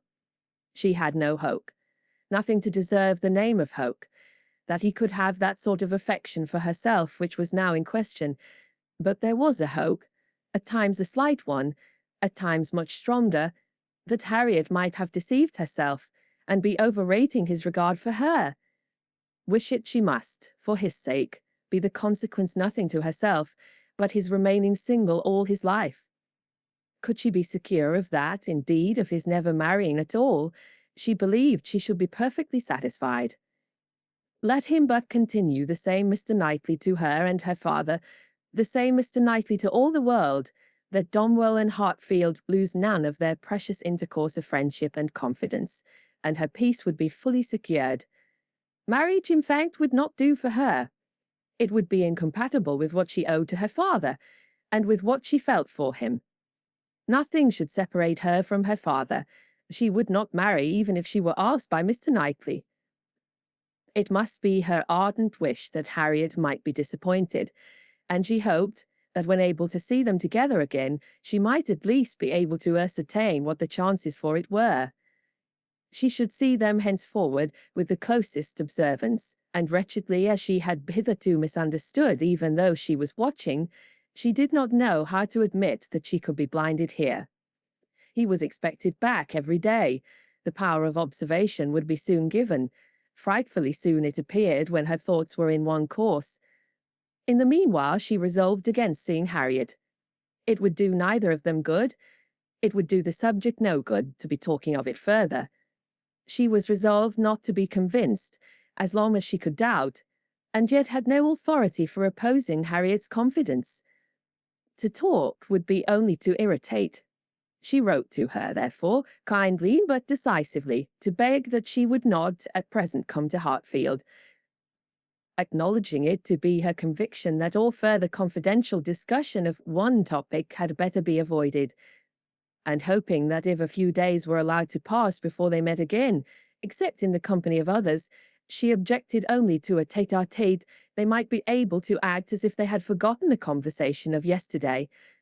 Harriet submitted and approved, and was grateful.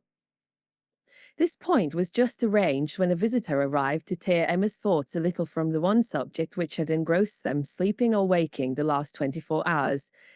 Mrs. Weston, who had been calling on her daughter-in-law elect, and took Hartfield in her way home, almost as much in duty to Emma as in pleasure to herself, to relate all the particulars of so interesting an interview. Mr. Weston had accompanied her to Mrs. Bates, and gone through his share of this essential attention most handsomely.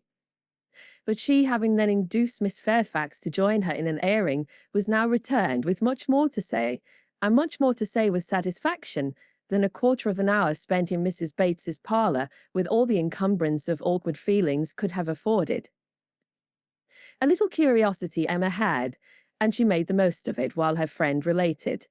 Mrs. Weston had set off to pay the visit in a good deal of agitation herself, and in the first place had wished not to go at all at present, to be allowed merely to write to Miss Fairfax instead, and to defer this ceremonious call till a little time had passed, and Mr. Churchill could be reconciled to the engagements becoming known, as, considering everything, she thought such a visit could not be paid without leading to reports. But Mr. Weston had thought differently. He was extremely anxious to show his approbation to Miss Fairfax and her family, and did not conceive that any suspicion could be excited by it, or, if it were, that it would be of any consequence, for such things, he observed, always got about. Emma smiled, and felt that Mr. Weston had very good reason for saying so. They had gone, in short, and very great had been the evident distress and confusion of the lady. She had hardly been able to speak a word, and every look and action had shown how deeply she was suffering from consciousness. The quiet, heartfelt satisfaction of the old lady, and the rapturous delight of her daughter, who proved even too joyous to talk as usual, had been a gratifying, yet almost an affecting scene.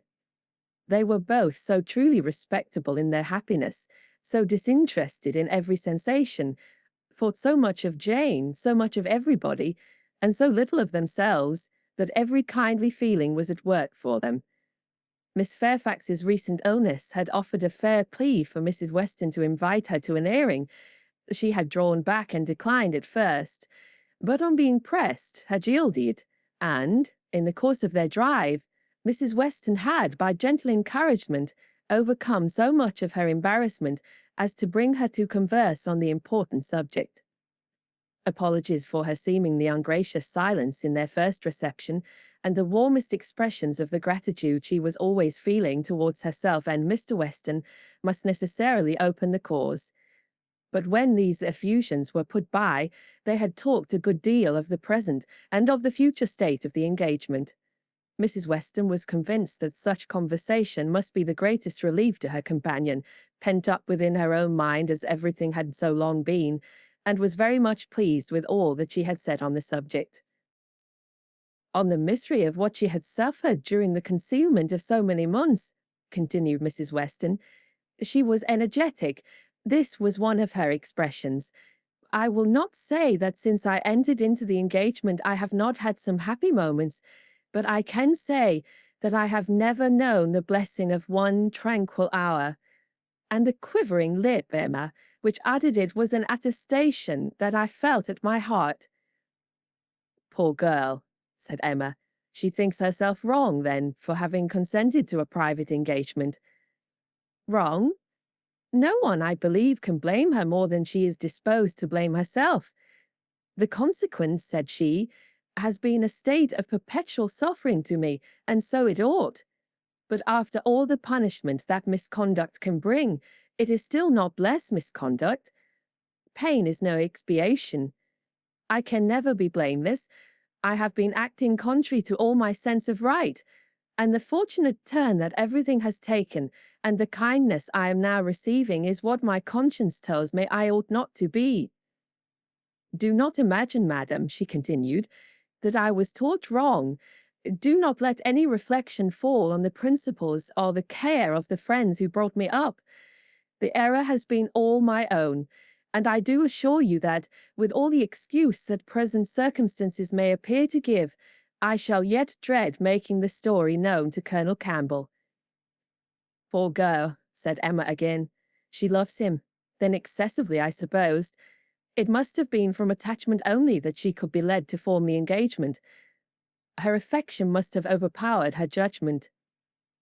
Yes, I have no doubt of her being extremely attached to him. I am afraid, returned Emma, sighing, that I must often have contributed to make her unhappy. On your side, my love, it was very innocently done, but she probably had something of that in her thoughts when alluding to the misunderstandings which he had given us hints of before. One natural consequence of the evil she had involved herself in, she said, was that of making her unreasonable. The consciousness of having done amiss had exposed her to 1,000 inquietudes and made her captious and irritable to a degree that had been hard for him to bear. I did not make the allowances, said she, which I ought to have done for his temper and spirits, his delightful spirits, and that gaiety, that playfulness of disposition, which under any other circumstances would, I am sure, have been as constantly bewitching to me as they were at first. She then began to speak of you, and of the great kindness you had shown her during her illness, and with a blush, which showed me how it was all connected, desired me, whenever I had an opportunity, to thank you. I could not thank you too much, for every wish and every endeavour to do her good. She was sensible that you had never received any proper acknowledgment from herself. If I did not know her to be happy now, said Emma seriously, which in spite of every little drawback from her scrupulous conscience she must be, I could not bear these thanks. For, oh, Mrs. Weston, if there were an account drawn up of the evil and the good I have done Miss Fairfax, well, checking herself and trying to be more lively, this is all to be forgotten. You are very kind to bring me these interesting particulars. They show her to the greatest advantage. I am sure she is very good. I hope she will be very happy. It is fit that the fortune should be on his side, for I think the merit will be all on hers. Such a conclusion could not pass unanswered by Mrs. Weston. She thought well of Frank in almost every respect, and what was more, she loved him very much, and her defence was, therefore, earnest. She talked with a great deal of reason, and at least equal affection, but she had too much to urge for Emma's attention. It was soon gone to Brunswick Square or to Donwell, She forgot to attempt to listen, and when Mrs. Weston ended with, "We have not yet had the letter we are so anxious for, you know, but I hope it will soon come," she was obliged to pause before she answered, and at last obliged to answer at random before she could at all recollect what letter it was which they were so anxious for. "Are you well, my Emma?" was Mrs. Weston's parting question. "Oh, perfectly. I am always well, you know. Be sure to give me intelligence of the letter as soon as possible." Mrs. Weston's communications furnished Emma with more food for unpleasant reflection, by increasing her esteem and compassion and her sense of past injustice towards Miss Fairfax. She bitterly regretted not having sought a closer acquaintance with her, and blushed for the envious feelings which had certainly been in some measure the cause. Had she followed Mr. Knightley's known wishes, in paying that attention to Miss Fairfax which was every way her due, had she tried to know her better, had she done her part towards intimacy, had she endeavoured to find a friend there instead of in Harriet Smith, she must in all probability have been spared from every pain which pressed on her now. Birth, abilities, and education had been equally marking one as an associate for her, to be received with gratitude, and the other, what was she? Supposing even that they had never become intimate friends, that she had never been admitted into Miss Fairfax's confidence on this important matter, which was most probable, still, in knowing her as she ought, and as she might, she must have been preserved from the abominable suspicions of an improper attachment to Mr. Dickson, which she had not only so foolishly fashioned and harboured herself, but had so unpardonably imparted, an idea which she greatly feared had been made on a subject of material distress to the delicacy of Jane's feelings, by the levity or carelessness of Frank Churchill's. Of all the sources of evil surrounding the former, since her coming to Highbury, she was persuaded that she must herself have been the worst. She must have been a perpetual enemy. They never could have been all three together without her having stabbed Jane Fairfax's peace in 1,000 instances, and on Box Hill, perhaps, it had been the agony of a mind that would bear no more. The evening of this day was very long and melancholy at Hartfield. The weather added what it could of gloom. A cold, stormy rain set in, and nothing of July appeared but in the trees and shrubs, which the wind was despoiling, and the length of the day, which only made such cruel sights the longer visible. The weather affected Mr. Woodhouse, and he could only be kept tolerably comfortable by almost ceaseless attention on his daughter's side, and by exertions which had never cost her half so much before. It reminded her of their first forlorn tete-a-tete on the evening of Mrs. Weston's wedding day, but Mr. Knightley had walked in then, soon after tea, and dissipated every melancholy fancy. Alas, such delightful proofs of Hartfield's attractions, as those sort of visits conveyed, might shortly be over. The picture which she had then drawn of the privations of the approaching winter had proved erroneous. No friends had deserted them, no pleasures had been lost. But her present foreboding, she feared, would experience no similar contradictions. The prospect before her now was threatening to a degree that could not be entirely dispelled, that might not be even partially brightened. It all took place that might take place among the circle of her friends. Hartfield must be comparatively deserted, and she left to cheer her father with the spirits only of a ruined happiness. The child to be born at Randalls must be a tie there even dearer than herself, and Mrs. Weston's heart and time would be occupied by it. They should lose her, and probably in great measure her husband also. Frank Churchill would return among them no more, and Miss Fairfax, it was reasonable to suppose, would soon cease to belong to Highbury. They would be married, and settled either at or near Onscombe. All that were good would be withdrawn, and if to these losses the loss of Donwell were to be added, what would remain of cheerful or of rational society within their reach? Mr. Knightley to be no longer coming there for his evening comfort, no longer walking in at all hours, as if ever willing to change his own home for theirs. How was it to be endured? And if he were to be lost to them for Harriet's sake, if he were to be thought of hereafter as finding in Harriet's society all that he wanted, if Harriet were to be the chosen, the first, the dearest, the friend, the wife to whom he looked for all the best blessings of existence. What could be increasing Emma's wretchedness but the reflection, never far distant from her mind, that it had been all her own work? When it came to such a pitch as this, she was not able to refrain from a start, or a heavy sigh, or even from walking about the room for a few seconds. And the only source whence anything like consolation or composure could be drawn was in the resolution of her own better conduct, and the hope that, however inferior in spirit and gaiety might be the following and every future winter of her life to the past, it would yet find her more rational, more acquainted with herself, and leave her less to regret when it were gone. Chapter 49. The weather continued much the same all the following morning, and the same loneliness and the same melancholy seemed to reign at Hartfield. But in the afternoon it cleared. The wind changed into a softer quarter, the clouds were carried off, the sun appeared, it was summer again. With all the eagerness which such a transition gives, Emma resolved to be out of doors as soon as possible. Never had the exquisite sight, smell, sensation of nature, tranquil, warm, and brilliant after a storm, been more attractive to her.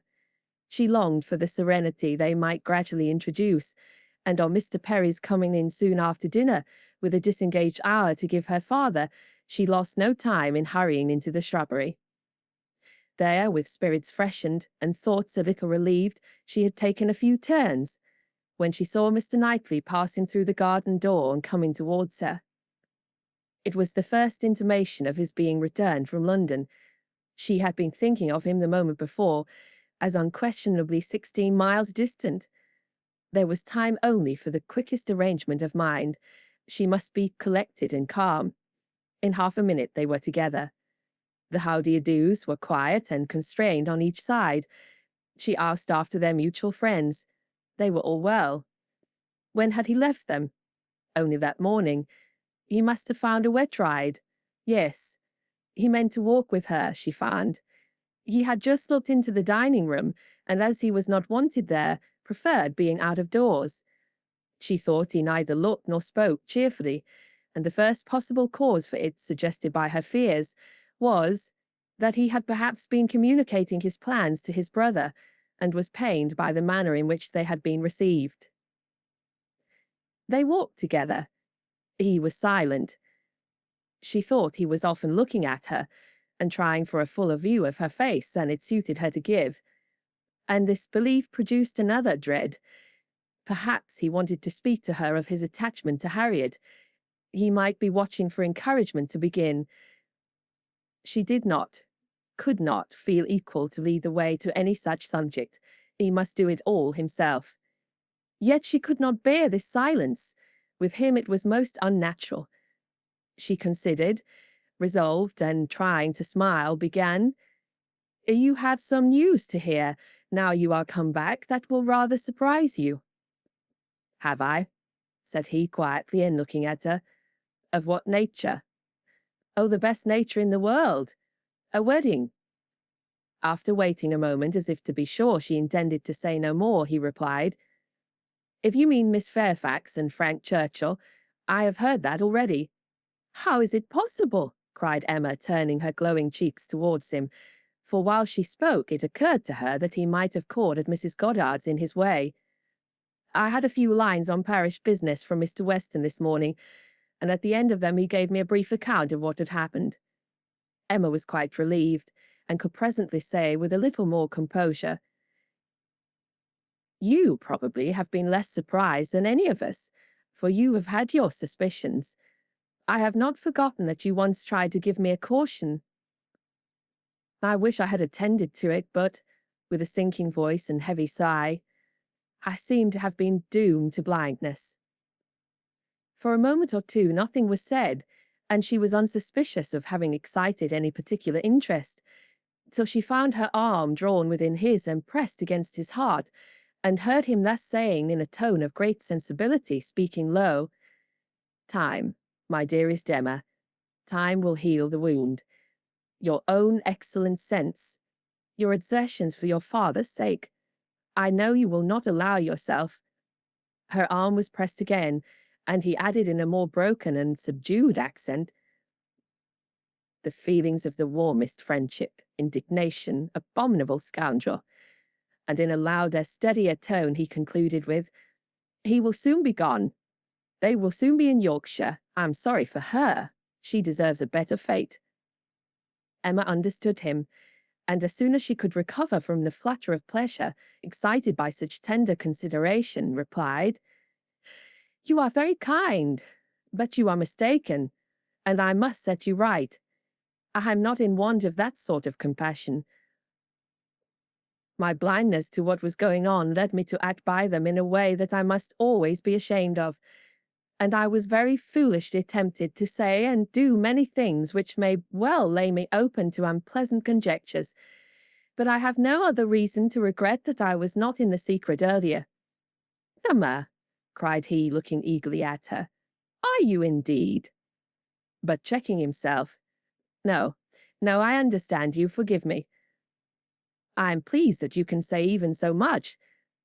He is no object of regret, indeed, and it will not be very long, I hope, before that becomes the acknowledgment of more than your reason.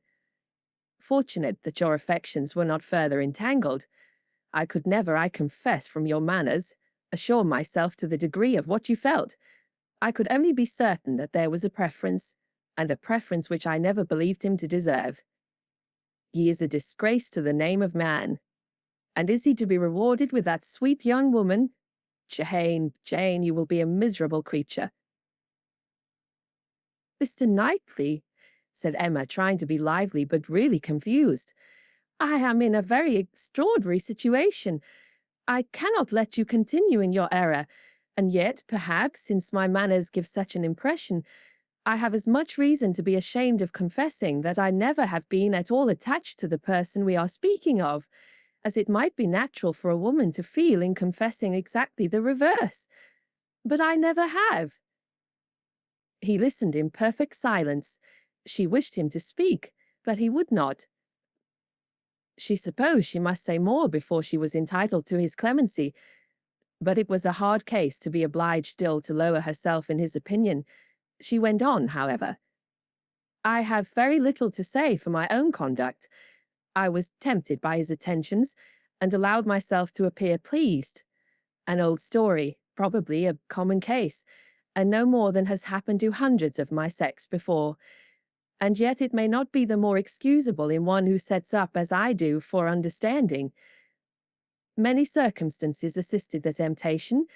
He was the son of Mr. Weston. He was continually here. I always found him very pleasant.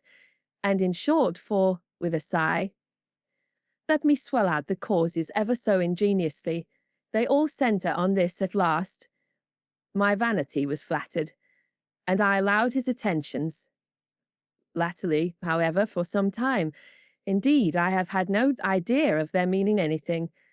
I thought them a habit, a trick, nothing the cause for seriousness on my side. He has imposed on me, but he has not injured me. I have never been attached to him, and now I can tolerably comprehend his behaviour. He never wished to attach me. It was merely a blind to conceal his real situation with another. It was his object to blind all about him, and no one, I am sure, could be more effectually blinded than myself. Except that I was not blinded, that it was my own good fortune that, in short, I was somehow or other safe from him." She had hoped for an answer here, for a few words to say that her conduct was at least intelligible, but he was silent, and as far as she could judge, deep in thought. At last, and tolerably in his usual tone, he said, "I have never had a high opinion of Frank Churchill. I can suppose, however, that I may have underrated him. My acquaintance with him has been but trifling, and even if I have not underrated him hitherto, he may yet turn out well. With such a woman he has a chance. I have no motive for wishing him ill, and for her sake, whose happiness will be involved in his good character and conduct, I shall certainly wish him well." "I have no doubt of their being happy together," said Emma. "I believe them to be very mutually and very sincerely attached." He is a most fortunate man, returned Mr. Knightley with energy. So early in life, at 23, a period when, if a man chooses a wife, he generally chooses ill. At 23 to have drawn such a prize! What years of felicity that man in all human calculation has before him. Assured of the love of such a woman, the disinterested love, for Jane Fairfax's character vouches for her disinterestedness, everything in his favour. Equality of situation, I mean, as far as regards society, and all the habits and manners that are important. Equality in every point but one, and that one, since the purity of her heart is not to be doubted, such as must increase his felicity, for it will be his to bestow the only advantages she wants. A man would always wish to give a woman a better home than the one he takes her from, and he who can do it, where there is no doubt of her regard, must, I think, be the happiest of mortals. Frank Churchill is, indeed, the favourite of fortune. Everything turns out for his good. He meets with a young woman at a watering place, gains her affection, cannot even weary her by negligent treatment, and had he all his family sought round the world for a perfect wife for him, they could not have found her superior. His aunt is in the way. His aunt dies. He has only to speak. His friends are eager to promote his happiness. He has used everybody ill, and they are all delighted to forgive him. He is a fortunate man indeed. You speak as if you envied him. And I do envy him, Emma. In one respect, he is the object of my envy. Emma could say no more. They seemed to be within half a sentence of Harriet, and her immediate feeling was to avert the subject if possible. She made her plan. She would speak of something totally different, the children in Brunswick Square, and she only waited for breath to begin when Mr. Knightley startled her by saying, "You will not ask me what is the point of envy? You are determined, I see, to have no curiosity. You are wise, but I cannot be wise. Emma, I must tell you what you will not ask, though I may wish it unsaid the next moment." "Oh, then don't speak it, don't speak it," she cried eagerly. "Take a little time, consider, do not commit yourself." "Thank you," said he in an accent of deep mortification, and not another syllable followed. Emma could not bear to give him pain. He was wishing to confide in her, perhaps to consult her. Cost her what it would, she would listen. She might assist his resolution, or reconcile him to it. She might give just praise to Harriet, or, by representing to him his own independence, relieve him from that state of indecision which must be more intolerable than any alternative to such a mind as his. They had reached the house. "You are going in, I suppose?" said he. "No," replied Emma, quite confirmed by the depressed manner in which he still spoke. "I should like to take another turn. Mr. Perry is not gone." And after proceeding a few steps, she added, "I stopped you ungraciously just now, Mr. Knightley, and I am afraid gave you pain. But if you have any wish to speak openly to me as a friend, or to ask my opinion of anything that you may have in contemplation, as a friend, indeed you may command me. I will hear whatever you like. I will tell you exactly what I think." "As a friend," repeated Mr. Knightley. "Emma, that I fear is a word. No, I have no wish. Stay, yes. Why should I hesitate? I have gone too far already for concealment. Emma, I accept your offer, extraordinary as it may seem. I accept it, and refer myself to you as a friend. Tell me then, have I no chance of ever succeeding?" He stopped in his earnestness to look the question, and the expression of his eyes overpowered her. "My dearest Emma," said he, "for dearest you will always be, whatever the event of this hour's conversation. My dearest, most beloved Emma, tell me at once. Say no if it is to be said." She could really say nothing. "You are silent," he cried with great animation. "Absolutely silent. At present I ask for no more." Emma was almost ready to sink under the agitation of this moment. The dread of being awakened from the happiest dream was perhaps the most prominent feeling. "I cannot make speeches, Emma, he soon resumed, and in a tone of sincere, decided, intelligible tenderness as was tolerably convincing. If I loved you less, I might be able to talk about it more. But you know what I am. You hear nothing but truth from me. I have blamed you and lectured you, and you have borne it as no other woman in England would have borne it. Bear with the truths I would tell you now, dearest Emma, as well as you have borne with them. The manner, perhaps, may have as little to recommend them. God knows I have been a very indifferent lover. But you understand me. Yes, you see, you understand my feelings, and will return them if you can. At present I ask only to hear, once to hear your voice. While he spoke, Emma's mind was most busy, and with all the wonderful velocity of thought, had been able, and yet without losing a word, to catch and comprehend the exact truth of the whole. To see that Harriet's hopes had been entirely groundless, a mistake, a delusion, as complete a delusion as any of her own, that Harriet was nothing, that she was everything herself, that what she had been saying relative to Harriet had all been taken as the language of her own feelings, and that her agitation, her doubts, her reluctance, her discouragement had all been received as discouragement from herself. And not only was there time for these convictions, with all their glow of attendant happiness, there was time also to rejoice that Harriet's secret had not escaped her, and to resolve that it need not, and should not. It was all the service she could now render her poor friend. For as to any of that heroism of sentiment which might have prompted her to entreat him to transfer his affection from herself to Harriet, as infinitely the most worthy of the two, or even the more simple sublimity of resolving to refuse him at once and for ever, without vouchsafing any motive, because he could not marry them both, Emma had it not. She felt for Harriet, with pain and with contrition, but no flight of generosity run mad, opposing all that could be probable or reasonable, entered her brain. She had led her friend astray, and it would be a reproach to her forever, but her judgment was as strong as her feelings, and as strong as it had ever been before, in reprobating any such alliance for him as most unequal and degrading. Her way was clear, though not quite smooth. She spoke then on being so entreated. What did she say? Just what she ought, of course. A lady always does. She said enough to show him there need not be despair, and to invite him to say more himself. He had despaired at one period. He had received such an injunction to caution and silence, as for the time crushed every hope. She had begun by refusing to hear him. The change had perhaps been somewhat sudden.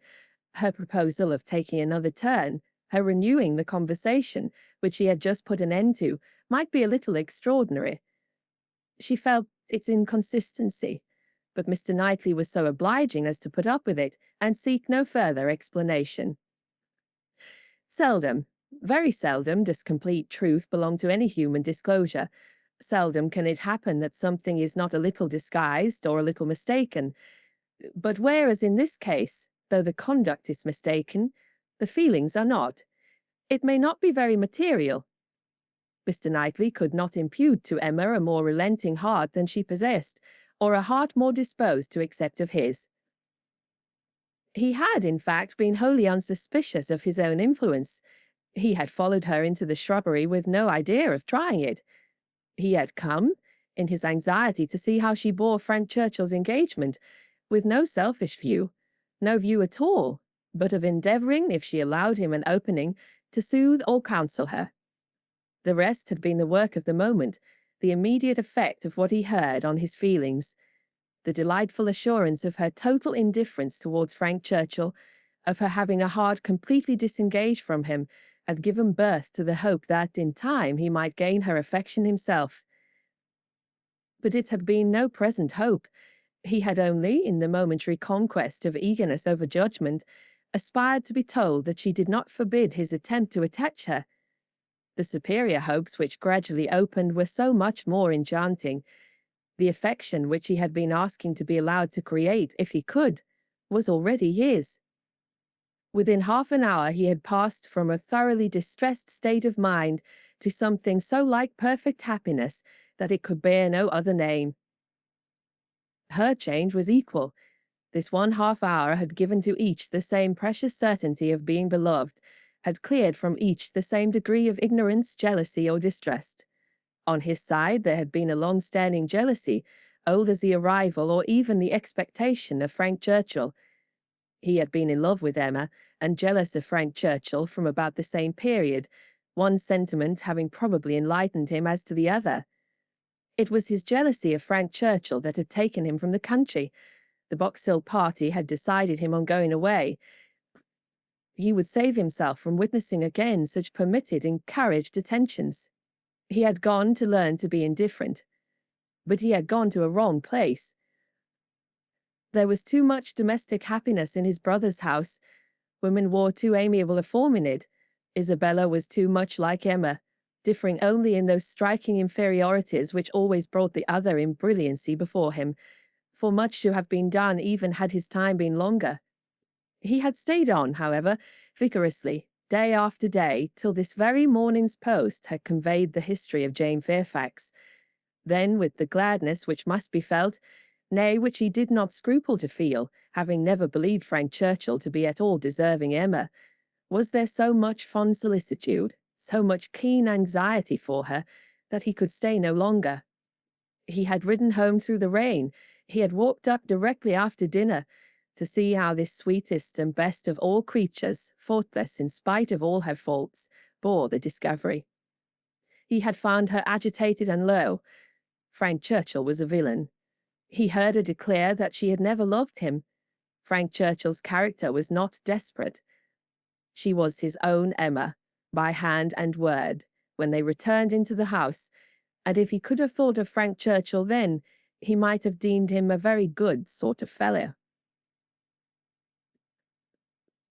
Chapter 50. What totally different feelings did Emma take back into the house from what she had brought out?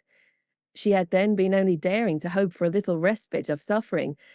She was now in an exquisite flutter of happiness, and such happiness, moreover, as she believed must still be greater when the flutter should have passed away. They sat down to tea, the same party round the same table. How often it had been collected, and how often had her eyes fallen on the same shrubs in the lawn, and observed the same beautiful effect of the western sun, but never in such a state of spirits, never in anything like it, and it was with difficulty that she could summon enough of her usual self to be the attentive lady of the house, or even the attentive daughter.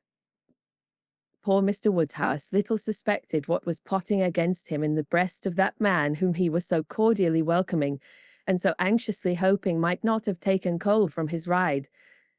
Could he have seen the heart, he would have cared very little for the lungs. But without the most distant imagination of the impending evil, without the slightest perception of anything extraordinary in the looks or ways of either, he repeated to them very comfortably all the articles of news he had received from Mr. Perry, and talked on with much self-contentment, totally unsuspicious of what they could have told him in return. As long as Mr. Knightley remained with them, Emma's fever continued. But when he was gone, she began to be a little tranquilized and subdued, and in the course of the sleepless night, which was the tax for such an evening, she found one or two such very serious points to consider as made her feel that even her happiness must have some alloy. Her father, and Harriet. She could not be alone without feeling the full weight of their separate claims, and how to guard the comfort of both to the utmost was the question.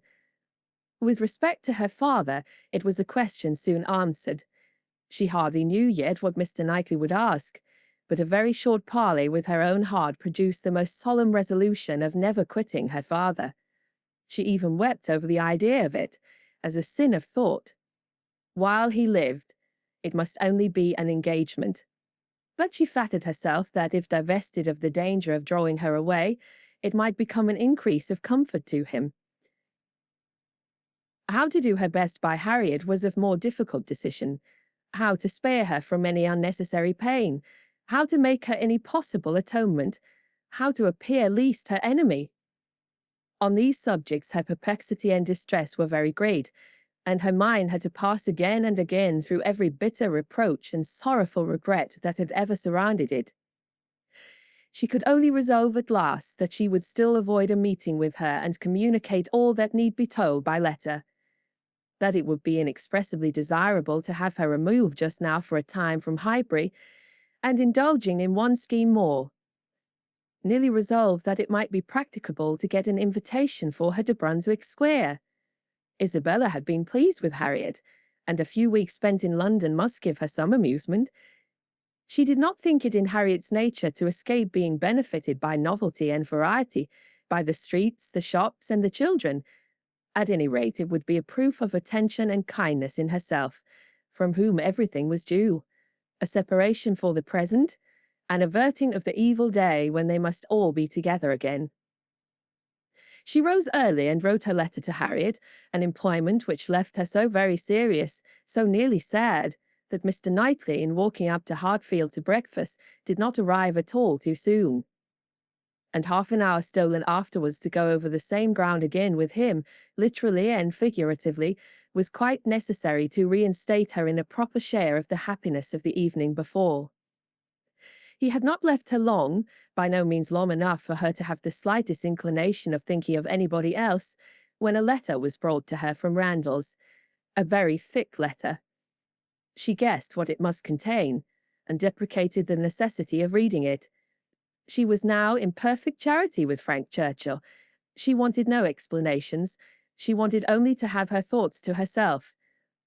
And as for understanding anything you wrote, she was sure she was incapable of it. It must be waded through, however. She opened the packet. It was too surely so. A note from Mrs. Weston to herself, ushered in the letter from Frank to Mrs. Weston. I have the greatest pleasure, my dear Emma, in forwarding to you the enclosed. I know what thorough justice you will do it, and have scarcely a doubt of its happy effect. I think we shall never materially disagree about the writer again, but I will not delay you by a long preface. We are quite well. This letter has been the cure of all the little nervousness I have been feeling lately. I did not quite like your looks on Tuesday, but it was an ungenial morning, and though you will never own being affected by weather, I think everybody feels the north-east wind. I felt for your dear father very much in the storm of Tuesday afternoon and yesterday morning, but had the comfort of hearing last night by Mr. Perry that it had not made him ill. Yours ever, A.W. To Mrs. Weston, Windsor, July. My dear Madam, if I made myself intelligible yesterday, this letter will be expected. But expected or not, I know it will be read with candour and indulgence. You are all goodness, and I believe there will be need of even all your goodness to allow for some parts of my past conduct. But I have been forgiven by one who had still more to resent.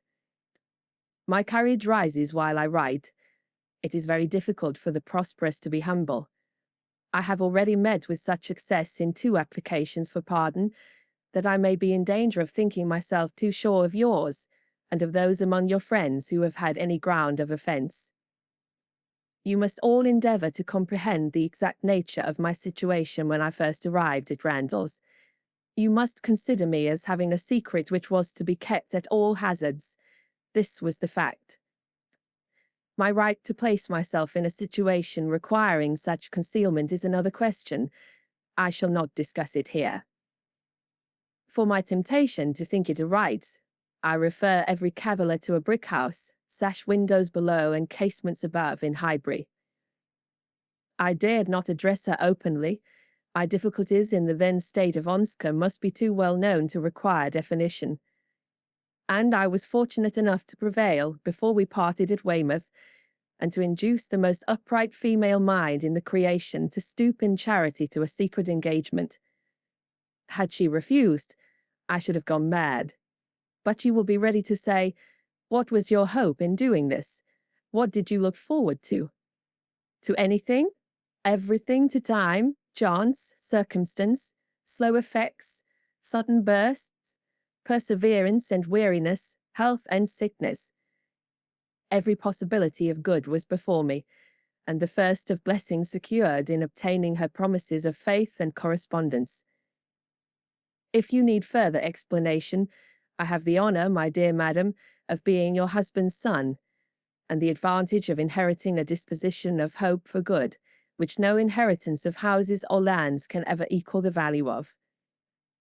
See me then, under these circumstances, arriving on my first visit to Randalls, and here I am conscious of wrong, for that visit might have been sooner paid. You will look back and see that I did not come till Miss Fairfax was in Highbury, and as you were the person slighted, you will forgive me instantly. But I must work on my father's compassion by reminding him that so long as I absented myself from his house, so long I lost the blessing of knowing you. My behaviour, during the very happy fortnight which I spent with you, did not, I hope, lay me open to reprehension, excepting on one point. And now I come to the principal, the only important part of my conduct, while belonging to you, which excites my own anxiety or requires very solicitous explanation. With the greatest respect and the warmest friendship do I mention Miss Woodhouse. My father, perhaps, will think I ought to add, with the deepest humiliation. A few words which dropped from him yesterday spoke his opinion, and some censure I acknowledge myself liable to. My behaviour to Miss Woodhouse indicated, I believe, more than it ought. In order to assist a concealment so essential to me, I was led on to make more than an allowable use of the sort of intimacy into which we were immediately thrown. I cannot deny that Miss Woodhouse was my ostensible object, but I am sure you will believe the declaration that had I not been convinced of her indifference, I would not have been induced by any selfish views to go on. Amiable and delightful as Miss Woodhouse is, she never gave me the idea of a young woman likely to be attached, and that she was perfectly free from any tendency of being attached to me was as much my conviction as my wish. She received my attention with an easy, friendly, good-humoured playfulness which exactly suited me. We seemed to understand each other. From our relative situation, those attentions were her due, and were felt to be so. Whether Miss Woodhouse began really to understand me before the expiration of that fortnight, I cannot say. When I called to take leave of her, I remember that I was within a moment of confessing the truth, and I then fancied she was not without suspicion. But I have no doubt of her having since detected me, at least in some degree. She may not have surmised the whole, but her quickness must have penetrated a part. I cannot doubt it. You will find, whenever the subject becomes freed from its present restraints, that it did not take her wholly by surprise. She frequently gave me hints of it. I remember her telling me at the ball that I owed Mrs. Elton gratitude for her attentions to Miss Fairfax. I hoped this history of my conduct towards her will be admitted by you and my father as great extenuation of what you saw amiss. While you considered me as having sinned against Emma Woodhouse, I could deserve nothing from either. Acquit me here, and procure for me, when it is allowable, the acquittal and good wishes of that said Emma Woodhouse, whom I regard with so much brotherly affection as to long have her as deeply and as happily in love as myself. Whatever strange things I said or did during that fortnight, you have now a key to. My heart was in Highbury, and my business was to get my body thither as often as might be, and with the least suspicion. If you remember any queernesses, set them all to right account. On the pianoforte, so much talked of, I feel it only necessary to say that its being ordered was absolutely unknown to Miss F., who would never have allowed me to send it had any choice been given her. The delicacy of her mind throughout the whole engagement, my dear madam, is much beyond my power of doing justice to. You will soon, I earnestly hope, know her thoroughly yourself. No description can describe her. She must tell you herself what she is, yet not by word, for never was there a human creature who would so designedly suppress her own merit. Since I began this letter, which will be the longer than I foresaw, I have heard from her. She gives a good account of her own health, but as she never complains, I dare not depend. I want to have your opinion of her looks. I know you will call on her, She is living in dread of the visit. Perhaps it is paid already. Let me hear from you without delay. I am impatient for 1,000 particulars. Remember how few minutes I was at Randall's, and in how bewildered, how mad a state, and I am not much better yet, still insane either from happiness or misery. When I think of the kindness and favour I have met with, of her excellence and patience, and my uncle's generosity, I am mad with joy. And when I recollect all the uneasiness I occasioned her, and how little I deserve to be forgiven, I am mad with anger. If I could but see her again, but I must not propose it yet. My uncle has been too good for me to encroach. I must still add to this long letter. You have not heard all that you ought to hear. I could not give any connected detail yesterday, but the suddenness and, in one light, the unseasonableness with which the affair burst out needs explanation. For though the event of the 26th ult, as you will conclude, immediately opened to me the happiest prospects, I should not have presumed on such early measures, but from the very particular circumstances which left me not an hour to lose. I should myself have shrunk from anything so hasty, and she would have felt every scruple of mine with multiplied strength and refinement. But I had no choice. The hasty engagement she had entered into with that woman— Here, my dear madam, I was obliged to leave off abruptly, to recollect and compose myself. I have been walking over the country, and am now, I hope, rational enough to make the rest of my letter what it ought to be. It is, in fact, a most mortifying retrospect for me. I behaved shamefully, and here I can admit that my manners to Miss W, in being unpleasant to Miss F, were highly blamable. She disapproved of them, which ought to have been enough. My plea of concealing the truth she did not think sufficient. She was displeased, I thought unreasonably so. I thought her on 1,000 occasions unnecessarily scrupulous and cautious. I thought her even cold, but she was always right. If I had followed her judgment and subdued my spirits to the level of what she deemed proper, I should have escaped the greatest unhappiness I have ever known. We quarrelled. Do you remember the morning spent at Donwell? There, every little dissatisfaction that had occurred before came to a crisis. I was late. I met her walking home by herself, and wanted to walk with her, but she would not suffer it. She absolutely refused to allow me, which I then thought most unreasonable. Now, however, I see nothing in it but a very natural and consistent degree of discretion. While I, to blind the world to our engagement, was behaving 1 hour with objectionable particularity to another woman, was she to be consenting the next to a proposal which might have made every previous caution useless? Had we been met walking together between Donwell and Highbury, the truth must have been suspected. I was mad enough, however, to resent. I doubted her affection. I doubted it more the next day on Box Hill, when provoked by such conduct on my side, such shameful, insolent neglect of her, and such apparent devotion to Miss W, as it would have been impossible for any woman of sense to endure. She spoke her resentment in a form of words perfectly intelligible to me. In short, my dear madam, it was a quarrel blameless on her side, abominable on mine, and I returned the same evening to Richmond, though I might have stayed with you till the next morning, merely because I would be as angry with her as possible.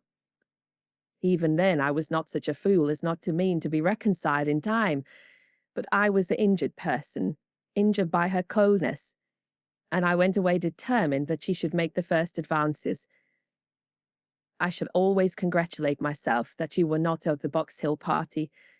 Had you witnessed my behaviour there, I can hardly suppose you would have ever thought well of me again. Its effect on her appears in the immediate resolution it produced. As soon as she found I was really gone from Randall's, she closed with the offer of that officious Mrs. Elton, the whole system of whose treatment of her, by the by, has ever filled me with indignation and hatred. I must not quarrel with a spirit of forbearance which has been so richly extended towards myself, but otherwise I should loudly protest against the share of it which that woman has known. Jane, indeed, You will observe that I have not yet indulged myself in calling her by that name, even to you.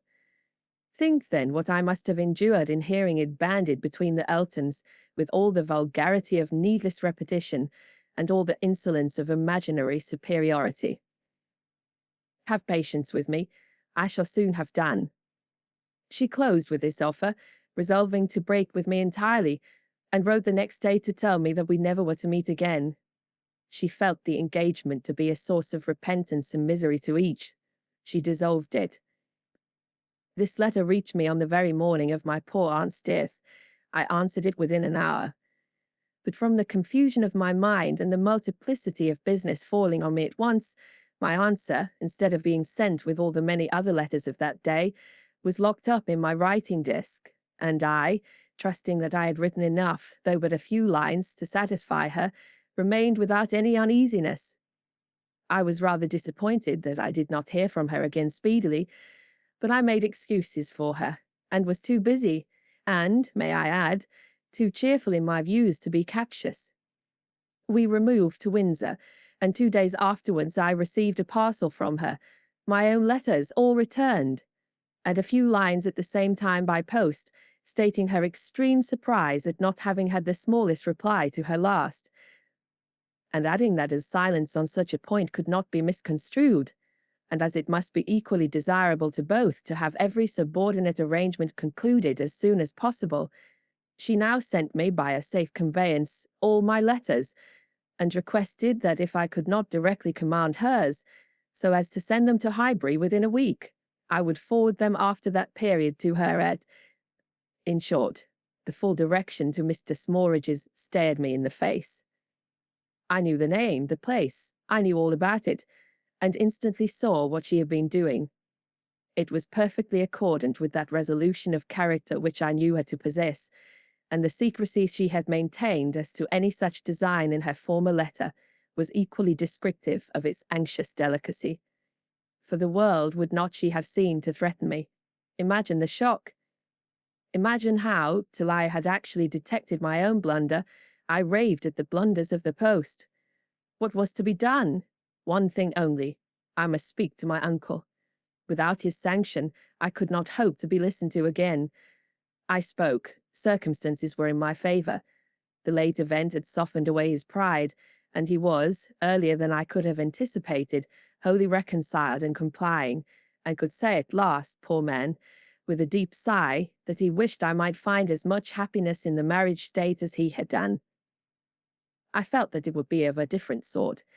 Are you disposed to pity me for what I have suffered in opening the cause to him, for my suspense while it was all at stake? No, do not pity me till I reached Highbury, and saw how ill I had made her. Do not pity me till I saw her wan and sick looks. I reached Highbury at the time of day when, from my knowledge of their late breakfast hour, I was certain of a good chance of finding her alone. I was not disappointed, and at last I was not disappointed either on the object of my journey. A great deal of very reasonable, very just displeasure I had to persuade away. But it is done. We are reconciled, dearer, much dearer than ever, and no moment's uneasiness can ever occur between us again. Now, my dear madam, I will release you. But I could not conclude before. 1,000 thanks for all the kindness you have shown me, and 10,000 for the attentions your heart will dictate towards her. If you think me in a way to be happier than I deserve, I am quite of your opinion. Miss W. calls me the child of good fortune. I hope she is right. In one respect my good fortune is undoubted, that of being able to subscribe myself your obliged and affectionate son, F.C. Weston Churchill.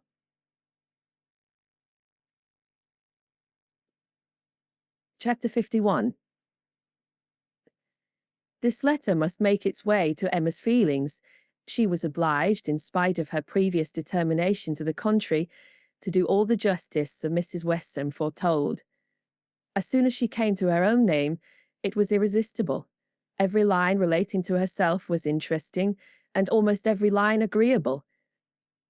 And when this charm ceased, the subject could still maintain itself by the natural return of her former regard for the writer, and the very strong attraction which any picture of love must have for her at that moment.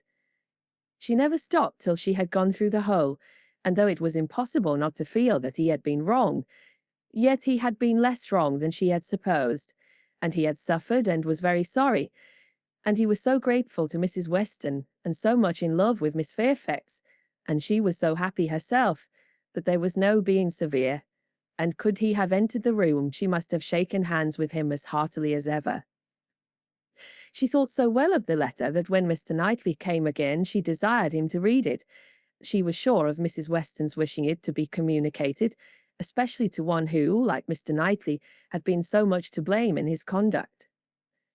"I shall be very glad to look it over," said he, "but it seems long. I will take it home with me at night." But that would not do. Mr. Weston was to call in the evening, and she must return it by him. "I would rather be talking to you," he replied, "but as it seems a matter of justice, it shall be done." He began, stopping, however, almost directly to say, "Had I been offered the sight of one of this gentleman's letters to his mother-in-law a few months ago, Emma, it would not have been taken with such indifference." He proceeded a little farther, reading to himself, and then with a smile observed, "A fine complimentary opening, but it is his way. One man's style must not be the rule of another's. We will not be severe. It will be natural for me," he added shortly afterwards, "to speak my opinion aloud as I read. By doing it, I shall feel that I am near you. It will not be so great a loss of time, but if you dislike it—" "Not at all. I should wish it." Mr. Knightley returned to his reading with greater alacrity. "He trifles here," said he. "As to the temptation, he knows he is wrong, and has nothing rational to urge. Bad. He ought not to have formed the engagement. His father's disposition. He is unjust, however, to his father." Mr. Weston's sanguine temper was a blessing on all his upright and honourable exertions, but Mr. Weston earned every present comfort before he endeavoured to gain it. Very true, he did not come till Miss Fairfax was here. "And I have not forgotten," said Emma, "how sure you were that he might have come sooner if he would. You pass it over very handsomely, but you were perfectly right." "I was not quite impartial in my judgment, Emma, but yet I think, had you not been in the case, I should still have distrusted him." When he came to Miss Woodhouse, he was obliged to read the whole of it aloud, all that related to her, with a smile, a look, a shake of the head, a word or two of assent, or disapprobation, or merely of love, as to the subject required, concluding, however, seriously, and after steady reflection, thus: "Very bad there, it might have been worse. Playing a most dangerous game. Too much indebted to the event for his acquittal. No judge of his own manners by you. Always deceived, in fact, by his own wishes, and regardless of little besides his own convenience. Fancying you to have fathomed his secret. Natural enough. His mind full of intrigue, that he should suspect it in others. Mystery, finesse, how they pervert the understanding. My Emma, does not everything serve to prove more and more the beauty of truth and sincerity in all our dealings with each other?" Emma agreed to it, and with a blush of sensibility on Harriet's account, which he could not give any sincere explanation of. "You had better go on," said she. He did so, but very soon stopped again to say, "The pianoforte, ah! That was the act of a very, very young man, one too young to consider whether the inconvenience of it might not very much exceed the pleasure. A boyish scheme indeed. I cannot comprehend a man's wishing to give a woman any proof of affection which he knows she would rather dispense with, and he did know that she would have prevented the instrument's coming if she could." After this he made some progress without any pause. Frank Churchill's confession of having behaved shamefully was the first thing to call for more than a word in passing. "I perfectly agree with you, sir," was then his remark. "You did behave very shamefully. You never wrote a truer line." And having gone through what immediately followed of the basis of their judgment, and his persisting to act in direct opposition to Jane Fairfax's sense of right, he made a fuller pause to say, This is very bad. He had induced her to place herself, for his sake, in a situation of extreme difficulty and uneasiness, and it should have been his first object to prevent her from suffering unnecessarily. She must have had more to contend with in carrying on the correspondence than he could. He should have respected even unreasonable scruples, had there been such, but hers were all reasonable. We must look to her one fault, and remember that she had done a wrong thing in consenting to the engagement, to bear that she should have been in such a state of punishment. Emma knew that he was now getting to the Box Hill party, and grew uncomfortable. Her own behaviour had been so very improper. She was deeply ashamed, and a little afraid of his next look. It was all read, however, steadily, attentively, and without the smallest remark, and, excepting one momentary glance at her, instantly withdrawn, in the fear of giving pain, no remembrance of Box Hill seemed to exist. There is no saying much for the delicacy of our good friends, the Eltons, was his next observation. His feelings are natural. What? Actually resolved to break with him entirely? She felt the engagement to be a source of repentance and misery to each. She deserved it.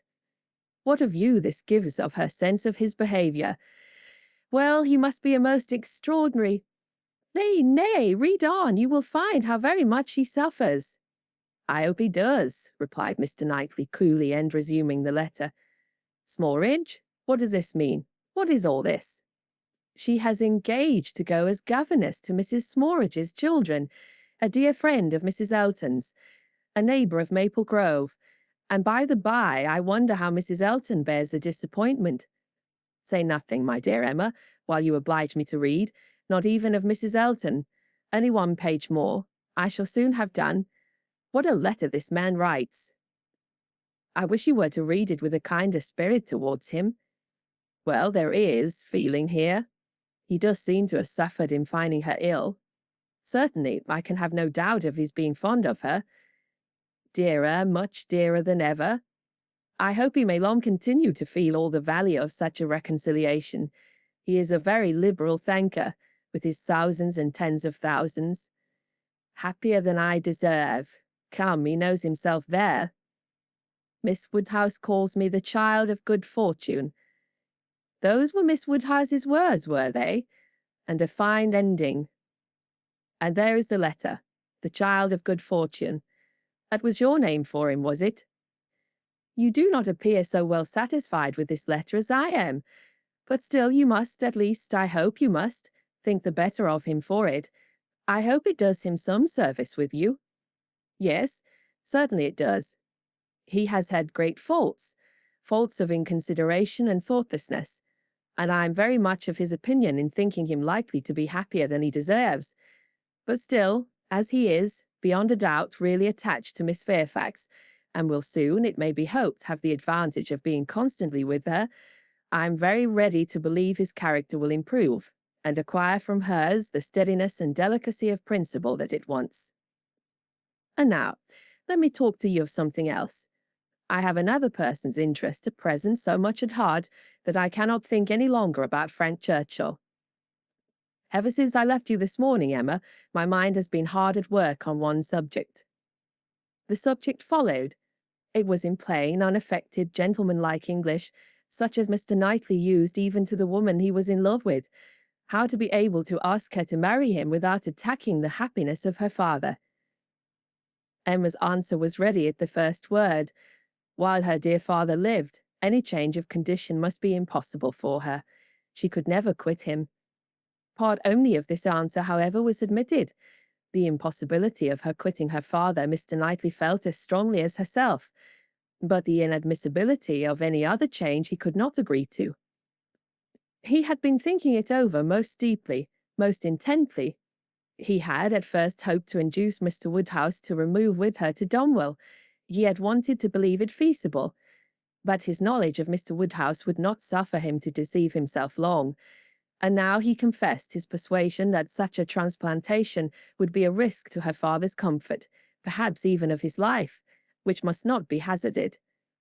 Mr. Woodhouse taken from Hartfield? No, he felt that it ought not to be attempted. But the plan which had arisen on the sacrifice of this, he trusted his dearest Emma would not find in any respect objectionable. It was that he should be received at Hartfield, that so long as her father's happiness, in other words, his life, required Hartfield to continue her home, it should be his likewise. Of their all removing to Donwell, Emma had already had her own passing thoughts. Like him, she had tried the scheme and rejected it, but such an alternative as this had not occurred to her. She was sensible of all the affection it evinced. She felt that, in quitting Donwell, he must be sacrificing a great deal of independence of hours and habits, that in living constantly with her father, and in no house of his own, there would be much, very much, to be borne with. She promised to think of it, and advised him to think of it more, but he was fully convinced that no reflection could alter his wishes or his opinion on the subject. He had given it, he could assure her, very long and calm consideration. He had been walking away from William Larkins the whole morning to have his thoughts to himself. "Ah, there is one difficulty unprovided for," cried Emma. "I am sure William Larkins will not like it. You must get his consent before you ask mine." She promised, however, to think of it, and pretty nearly promised, moreover, to think of it with the intention of finding it a very good scheme. It is remarkable that Emma, in the many, very many points of view in which she was now beginning to consider Donwell Abbey, was never struck with any sense of injury to her nephew Henry, whose rights as heir expectant had formerly been so tenaciously regarded. Think she must of a possible difference to the poor little boy, and yet she only gave herself a saucy, conscious smile about it, and found amusement in detecting the real cause of that violent dislike of Mr. Knightley's marrying Jane Fairfax or anybody else, which at the time she had wholly imputed to the amiable solicitude of the sister and the aunt. This proposal of his, this plan of marrying and continuing at Hartfield, the more she contemplated it, the more pleasing it became. His evils seemed to lessen, her own advantages to increase, their mutual good to outweigh every drawback. Such a companion for herself in the periods of anxiety and cheerlessness before her, such a partner in all those duties and cares to which she must be giving increase of melancholy. She would have been too happy but for poor Harriet, but every blessing of her own seemed to involve and advance the sufferings of her friend, who must now be even excluded from Hartfield. The delightful family party which Emma was securing for herself, poor Harriet must, in mere charitable caution, be kept at a distance from. She would be a loser in every way. Emma could not deplore her future absence as any deduction from her own enjoyment. In such a party, Harriet would be rather a dead weight than otherwise, but for the poor girl herself, it seemed a peculiarly cruel necessity that was to be placing her in such a state of unmerited punishment. In time, of course, Mr. Knightley would be forgotten, that is, supplanted, but this could not be expected to happen very early. Mr. Knightley himself would be doing nothing to assist the cure, not like Mr. Elton. Mr. Knightley, always so kind, so feeling, so truly considerate for everybody, would never deserve to be less worshipped than now, and it really was too much to hope even of Harriet that she could be in love with more than 3 men in 1 year. Chapter 52. It was a very great relief to Emma to find Harriet as desirous as herself to avoid a meeting. Their intercourse was painful enough by letter. How much worse had they been obliged to meet?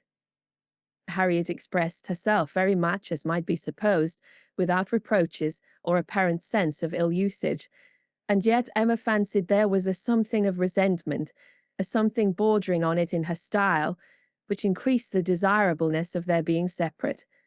It might be only her own consciousness, but it seemed as if an angel only could have been quite without resentment under such a stroke. She had no difficulty in procuring Isabella's invitation, and she was fortunate in having a sufficient reason for asking it, without resorting to invention. There was a tooth amiss. Harriet really wished, and had wished some time, to consult a dentist. Mrs. John Knightley was delighted to be of use. Anything of ill health was a recommendation to her, and though not so fond of a dentist as of Mr. Wingfield, She was quite eager to have Harriet under her care. When it was thus settled on her sister's side, Emma proposed it to her friend, and found her very persuadable. Harriet was to go. She was invited for at least a fortnight.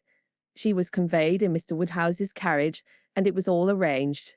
It was all completed, and Harriet was safe in Brunswick Square. Now Emma could, indeed, enjoy Mr. Knightley's visits.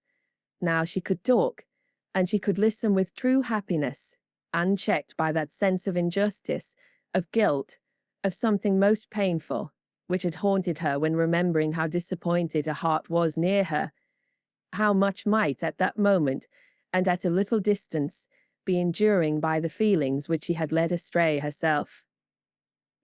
The difference of Harriet at Mrs. Goddard's or in London made, perhaps, an unreasonable difference in Emma's sensations, but she could not think of her in London without objects of curiosity and employment, which must be averting the past and carrying her out of herself.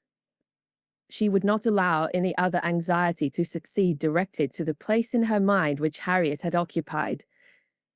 There was a communication before her, one which she only could be competent to make, the confession of her engagement to her father, but she would have nothing to do with it at present. She had resolved to defer the disclosure till Mrs. Weston were safe and well. No additional agitation should be thrown at this period among those she loved, and the evil should not act on herself by anticipation before the appointed time. A fortnight at least of leisure and peace of mind, to crown every warmer but more agitating delight, should be hers. She soon resolved equally as a duty and a pleasure to employ half an hour of this holiday of spirits in calling on Miss Fairfax. She ought to go, and she was longing to see her, the resemblance of their present situations increasing every other motive of goodwill. It would be a secret satisfaction, but the consciousness of a similarity of prospect would certainly add to the interest with which she should attend to anything Jane might communicate. She went.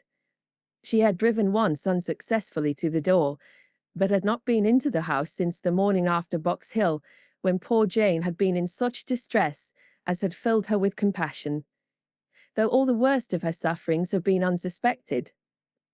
The fear of being still unwelcome determined her, though assured of their being at home, to wait in the passage and send up her name. She heard Patty announcing it, but no such bustle succeeded as poor Miss Bates had before made so happily intelligible.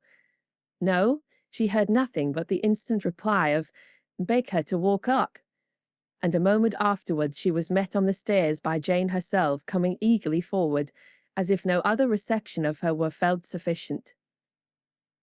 Emma had never seen her looking so well, so lovely, so engaging. There was consciousness, animation, and warmth. There was everything which her countenance or manner could have wanted. She came forward with an offered hand, and said in a low but very feeling tone, "This is most kind indeed, Miss Woodhouse.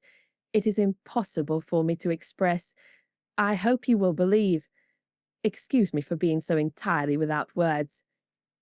Emma was gratified, and would soon have shown no want of words, if the sound of Mrs. Elton's voice from the sitting-room had not checked her, and made it expedient to compress all her friendly and all her congratulatory sensations into a very, very earnest shake of the hand. Mrs. Bates and Mrs. Elton were together. Miss Bates was out, which accounted for the previous tranquillity.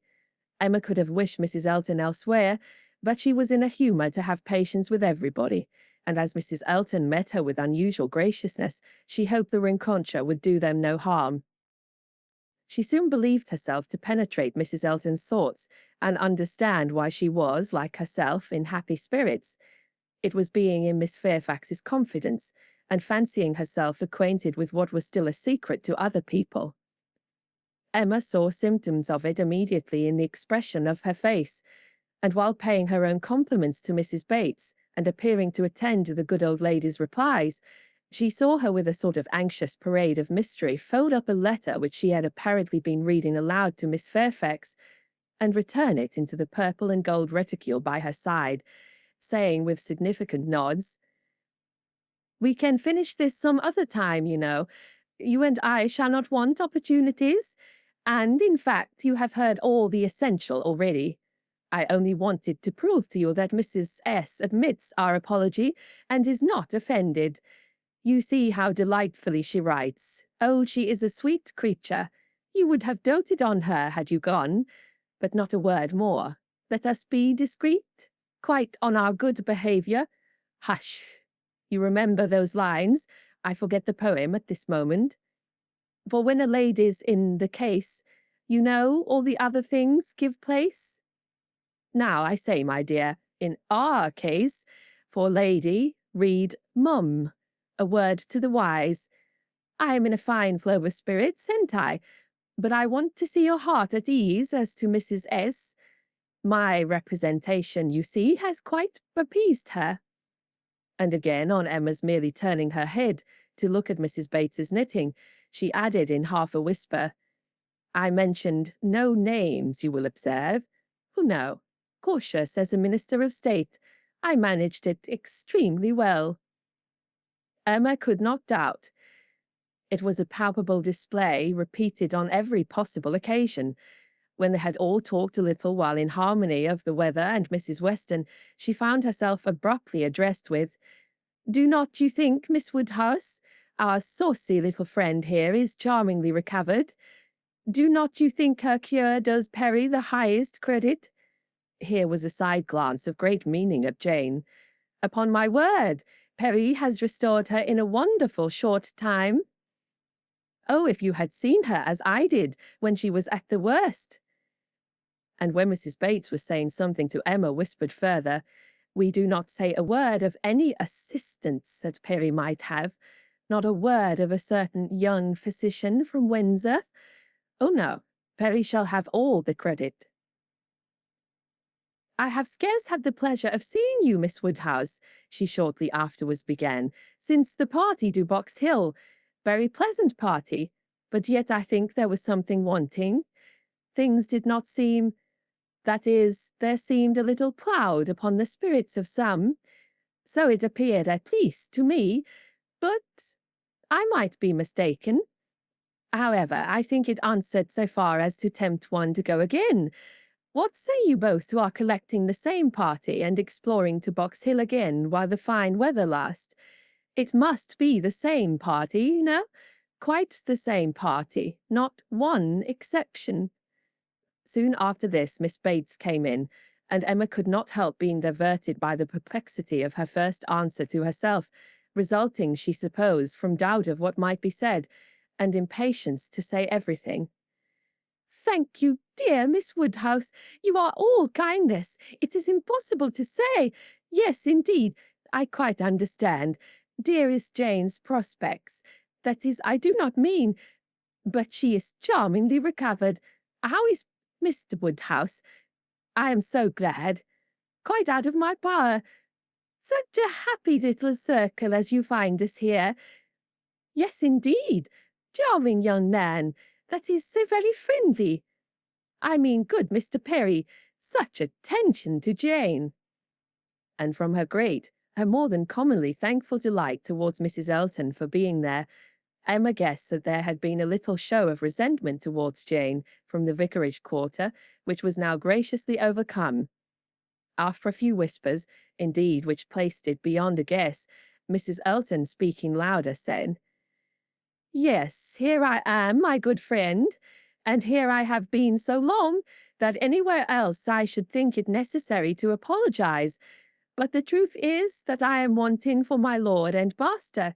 He promised to join me here and pay his respects to you. What? Are we to have the pleasure of a call from Mr. Elton? That will be a favour indeed, for I know gentlemen do not like morning visits, and Mr. Elton's time is so engaged. Upon my word it is, Miss Bates. He really is engaged from morning to night. There is no end of people's coming to him on some pretence or other. The magistrates and overseers and churchwardens are always wanting his opinion. They seem not able to do anything without him. Upon my word, Mr. E., I often say, rather you than I. I do not know what would become of my crayons and my instrument if I had half so many applicants. Bad enough as it is, for I absolutely neglect them both to an unpardonable degree. I believe I have not played a bar this fortnight. However, he is coming, I assure you. Yes, indeed, on purpose to wait on you all. And putting up her hand to screen her words from Emma, a congratulatory visit, you know? Oh yes, quite indispensable. Miss Bates looked about her so happily. He promised to come to me as soon as he could disengage himself from Knightley, but he and Knightley are shut up together in deep consultation. Mr. E. is Knightley's right hand. Emma would not have smiled for the world, and only said, Is Mr. Elton gone on foot to Donwell? He will have a hot walk. Oh no, it is a meeting at the Crown, a regular meeting. Weston and Co. will be there too, but one is apt to speak only of those who lead. I fancy Mr. E. and Knightley have everything their own way. Have you not mistaken the day? Said Emma. I'm almost certain that the meeting at the Crown is not until tomorrow. Mr. Knightley was at Hartfield yesterday and spoke of it as for Saturday. Oh no, the meeting is certainly today, was the abrupt answer which denoted the impossibility of any blunder on Mrs. Elton's side. I do believe, she continued, this is the most troublesome parish that ever was. We never heard of such things at Maple Grove. Your parish there was small, said Jane. Upon my word, my dear, I do not know, for I never heard the subject talked of. But it is proved by the smallness of the school, which I have heard you speak of, as under the patronage of your sister and Mrs. Bragg, the only school, and not more than 25 children. Ah, you clever creature, that's very true. What a thinking brain you have. I see, Jane, what a perfect character you and I should make if we should be shaken together. My liveliness and your solidity would produce perfection. Not that I presume to insinuate, however, that some people may not think you perfection already, but hush, not a word, if you please. It seemed an unnecessary caution. Jane was wanting to give her words not to Mrs. Elton, but to Miss Woodhouse, as the latter plainly saw. The wish of distinguishing her, as far as civility permitted, was very evident, though it could not often proceed beyond a look. Mr. Elton made his appearance. His lady greeted him with some of her sparkling vivacity. Very pretty, sir, upon my word, to send me here, to be an encumbrance to my friends, so long before you vouchsafed to come. But you knew what a dutiful creature you had to deal with. You knew I should not stir till my lord and master appeared. Here have I been sitting this hour, giving these young ladies a sample of true conjugal obedience, for who can say, you know, how soon it may be wanted. Mr. Elton was so hot and tired that all this wit seemed thrown away. His civilities to the other ladies must be paid, but his subsequent object was to lament over himself, for the heat he was suffering and the walk he had had for nothing. When I went to Donwell, said he, Knightley could not be found. Very odd, very unaccountable. After the note I sent him this morning, and the message he returned that he should certainly be at home till 1. Donwell? Cried his wife. My dear Mr. E., you have not been to Donwell. You mean the Crown. You come from the meeting at the Crown. No, no, that's tomorrow, and I particularly wanted to see Knightley today on that very account. Such a dreadful broiling morning. I went over the fields too, speaking in a tone of great ill usage, which made it so much the worse. And then not to find him at home, I assure you I'm not at all pleased. And no apology left. No message for me. The housekeeper declared she knew nothing of my being expected. Very extraordinary. And nobody knew at all which way he was gone. Perhaps to Hartfield, perhaps to the Abbey Mill, perhaps into his woods. Miss Woodhouse, this is not like our friend Knightley. Can you explain it? Emma amused herself by protesting that it was very extraordinary indeed, and that she had not a syllable to say for him. I cannot imagine, said Mrs. Elton, feeling the indignity as a wife ought to do. I cannot imagine how he could do such a thing by you of all people in the world. The very last person whom one should expect to be forgotten, my dear Mr. E. He must have left a message for you, I am sure he must. Not even Knightley could be so very eccentric. and his servants forgot it. Depend upon it, that was the case, and very likely to happen with the Donwell servants, who are all, I have often observed, extremely awkward and remiss. I am sure I would not have such a creature as his Harry stand at our sideboard for any consideration. And as for Mrs. Hodges, Wright holds her very cheap indeed. She promised Wright a receipt and never sent it. I met William Larkins, continued Mr. Elton, as I got near the house, and he told me I should not find his master at home, but I did not believe him. William seemed rather out of humour. He did not know what was come to his master lately, he said, but he could hardly ever get the speech of him. I have nothing to do with William's wants, but it really is of very great importance that I should see Knightley today, and it becomes a matter, therefore, of very serious inconvenience that I should have had this hot walk to no purpose. Emma felt that she could not do better than go home directly. In all probability, she was at this very time waited for there, and Mr. Knightley might be preserved from sinking deeper in aggression towards Mr. Elton, if not towards William Larkins. She was pleased, on taking leave, to find Miss Fairfax determined to attend her out of the room, to go with her even downstairs. It gave her an opportunity which she immediately made use of to say, "It is as well, perhaps, that I have not had the possibility. Had you not been surrounded by other friends, I might have been tempted to introduce the subject, to ask questions, to speak more openly than might have been strictly correct. I feel that I should certainly have been impertinent." "Oh!" cried Jane with a blush and a hesitation which Emma thought more becoming to her than all the elegance of all her usual composure.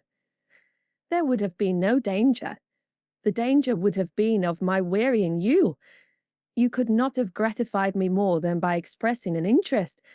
Indeed, Miss Woodhouse," speaking more collectedly, "with the consciousness which I have of misconduct, very great misconduct, it is particularly consoling to me to know that those of my friends whose good opinion is most worth preserving are not disgusted to such a degree as to— I have not time for half that I would wish to say.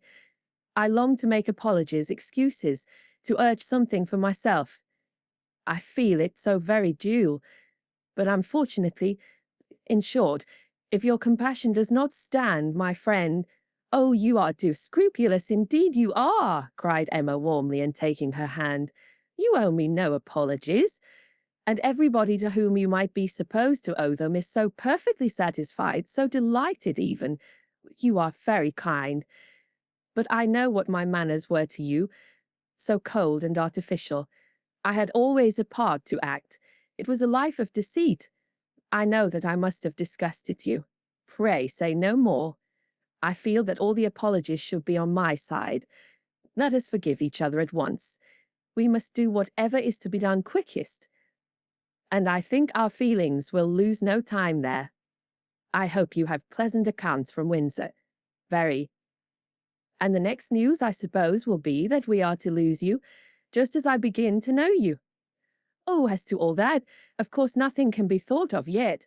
I am here till claimed by Colonel and Mrs. Campbell."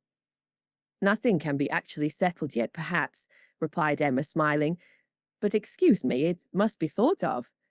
The smile was returned as Jane answered, "You are very right. It has been thought of, and I will own to you, I am sure it will be safe, that so far as our living with Mr. Churchill at Onscombe it is settled. There must be 3 months at least of deep mourning, but when they are over, I imagine there will be nothing more to wait for." "Thank you. Thank you. This is just what I wanted to be assured of. Oh, if you knew how much I love everything that is decided and open. Goodbye. Goodbye." Chapter 53. Mrs. Weston's friends were all made happy by her safety, and if the satisfaction of her well-doing could be increased to Emma, it was by knowing her to be the mother of a little girl. She had been decided in wishing for a Miss Weston. She would not acknowledge that it was with any view of making a match for her hereafter with either of Isabella's sons, but she was convinced that a daughter would suit both father and mother best. It would be a great comfort to Mr. Weston as he grew older, and even Mr. Weston might be growing older 10 years hence, To have his fireside enlivened by the sports and the nonsense, the freaks and the fancies of a child never banished from home. And Mrs. Weston, no one could doubt that a daughter would be most to her, and it would be quite a pity that anyone who so well knew how to teach should not have their powers in exercise again. She has had the advantages, you know, of practicing on me, she continued. Like le baron d'Almaine on la Comtesse d'Austerlitz in Madame de Genlis's Adelaide and Theodore, and we shall now see her own little Adelaide educated on a more perfect plan. That is, replied Mr. Knightley, she will indulge her even more than she did you, and believe that she does not indulge her at all. It will be the only difference. Poor child, cried Emma. At that rate, what will become of her? Nothing very bad. The fate of thousands. She will be disagreeable in infancy, and correct herself as she grows older. I am losing all my bitterness against spoiled children, my dearest Emma. I, who am owing all my happiness to you, would not it be horrible ingratitude in me to be severe on them? Emma laughed and replied, But I had the assistance of all your endeavours to counteract the indulgence of other people. I doubt whether my own sense would have corrected me without it. Do you? I have no doubt nature gave you understanding. Miss Taylor gave you principles. You must have done well. My interference was quite as likely to do harm as good. It was very natural for you to say, what right has he to lecture me? And I'm afraid very natural for you to feel that it was done in a disagreeable manner. I do not believe I did you any good. The good was all to myself, by making you an object of the tenderest affection to me. I could not think about you so much without doting on you, faults and all, and by dint of fancying so many errors, have been in love with you ever since you were 13 at least. I am sure you were of use to me, cried Emma. I was very often influenced rightly by you, oftener than I would own at the time. I am very sure you did me good, and if poor little Anna Weston is to be spoiled, it will be the greatest humanity in you to do as much for her as you have done for me, except falling in love with her when she is 13. How often, when you were a girl, have you said to me with one of your saucy looks, Mr. Knightley, I am going to do so-and-so. Papa says I may. Or, I have Miss Taylor's leave. Something which you knew I did not approve. In such cases my interference was giving you 2 bad feelings instead of 1. What an amiable creature I was.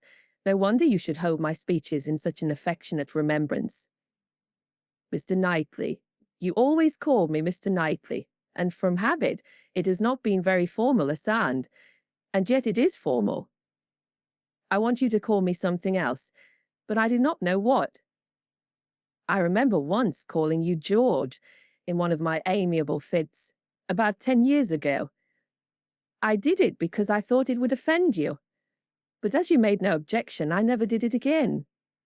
And cannot you call me George now? Impossible. I never can call you anything but Mr. Knightley. I will not promise even to equal the elegant terseness of Mrs. Elton by calling you Mr. K. But I will promise, she added presently, laughing and blushing, I will promise to call you once by your Christian name. I do not say when, but perhaps you may guess where. In the building in which N takes M for better or worse. Emma grieved that she could not be more openly just to one important service which his better sense would have rendered her, to the advice which would have saved her from the worst of all her womanly follies, her wilful intimacy with Harriet Smith. But it was too tender a subject. She could not enter on it. Harriet was very seldom mentioned between them. This on his side might merely proceed from her not being thought of. But Emma was rather inclined to attribute it to delicacy, and a suspicion, from some appearances, that their friendship was declining. She was aware herself that, parting under any other circumstances, they certainly should have corresponded more, and that her intelligence would not have rested, as it now almost wholly did, on Isabella's letters. You might observe that it was so. The pain of being obliged to practice concealment towards him was very little inferior to the pain of having made Harriet unhappy. Isabella sent quite as good an account of her visitor as could be expected, On her first arrival, she had thought her out of spirits, which appeared perfectly natural, as there was a dentist to be consulted. But since that business had been over, she did not appear to find Harriet different from what she had known her before. Isabella, to be sure, was no very quick observer, yet if Harriet had not been equal to playing with the children, it would not have escaped her. Emma's comforts and hopes were most agreeably carried on by Harriet's being asked to stay longer. Her fortnight was likely to be a month at least. Mr. and Mrs. John Knightley were to come down in August, and she was invited to remain till they could bring her back. "John does not even mention your friend," said Mr. Knightley. "Here is his answer, if you'd like to see it." It was the answer to the communication of his intended marriage. Emma accepted it with a very eager hand, with an impatience all alive to know what he would say about it, and not at all checked by hearing that her friend was unmentioned. "John enters like a brother into my happiness," continued Mr. Knightley, "but he is no complimenter, and though I well know him to have likewise a most brotherly affection for you, he is so far from making flourishes that any other young woman might think him rather cool in her praise. But I am not afraid of your seeing what he writes." "He writes like a sensible man," replied Emma when she had read the letter. "I honour his sincerity. It is very plain that he considers the good fortune of the engagement as all on my side, but that he is not without hope of my growing, in time, as worthy of your affection as you think me already. Had he said anything to bear a different construction, I should not have believed him." "Why, Emma, he means no such thing. He only means—" "He and I should differ very little in our estimation of the two," interrupted she, with a sort of serious smile.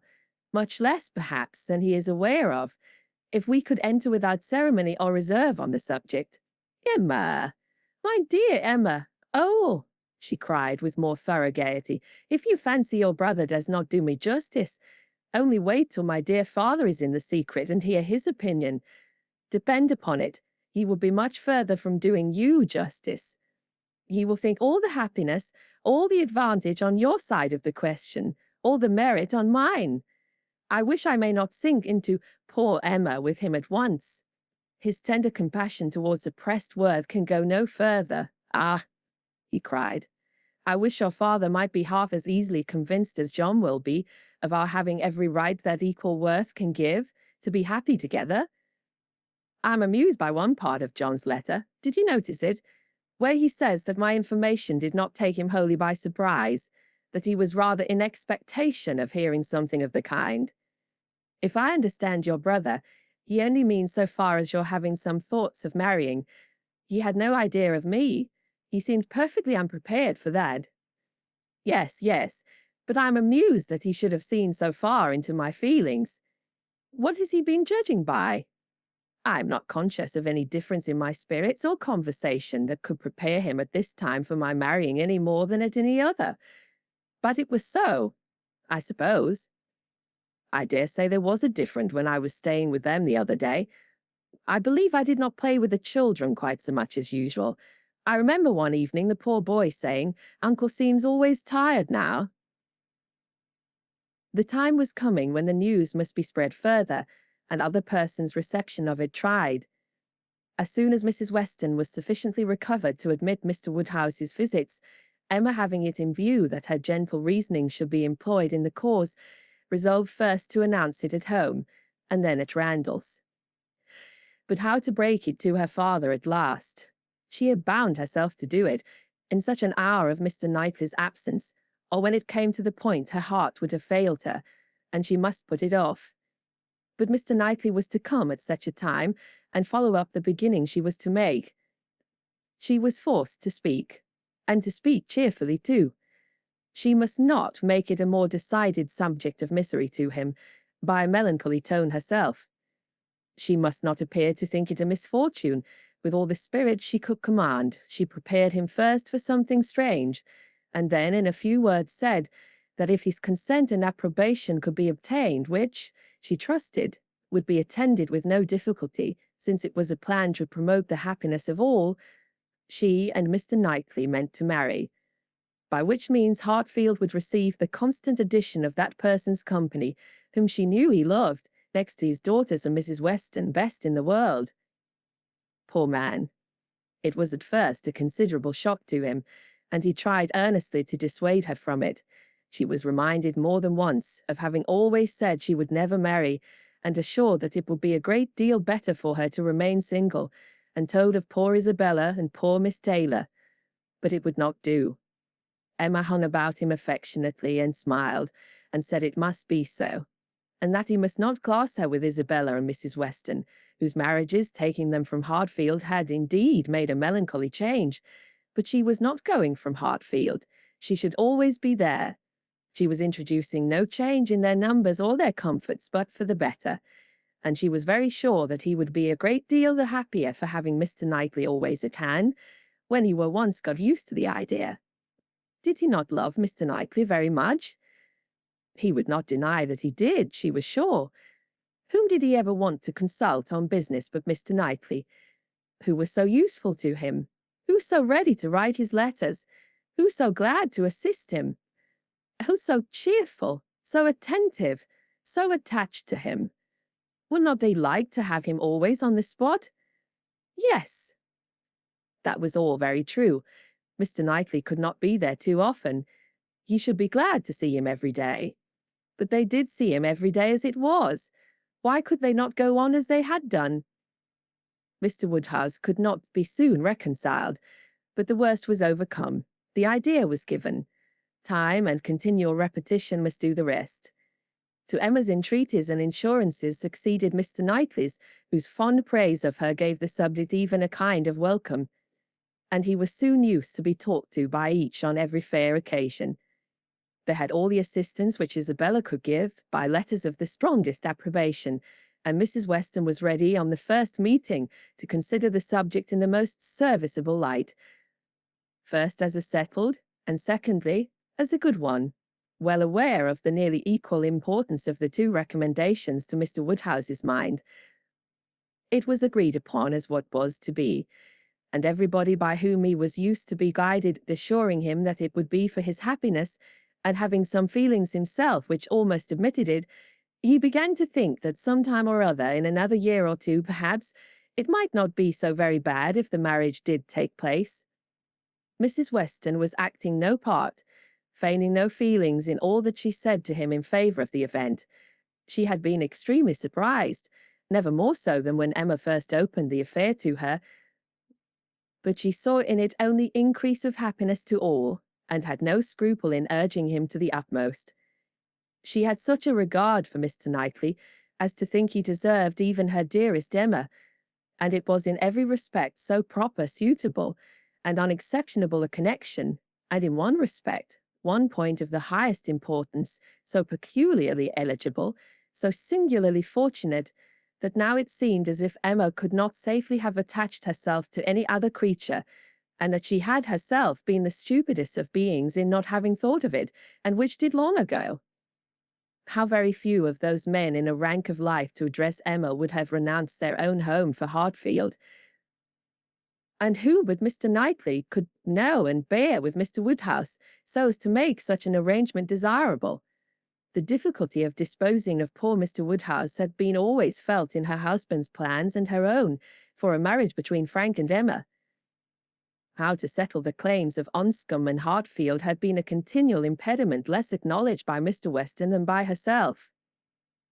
But even he had never been able to finish the subject better than by saying, "Those matters will take care of themselves. The young people will find a way."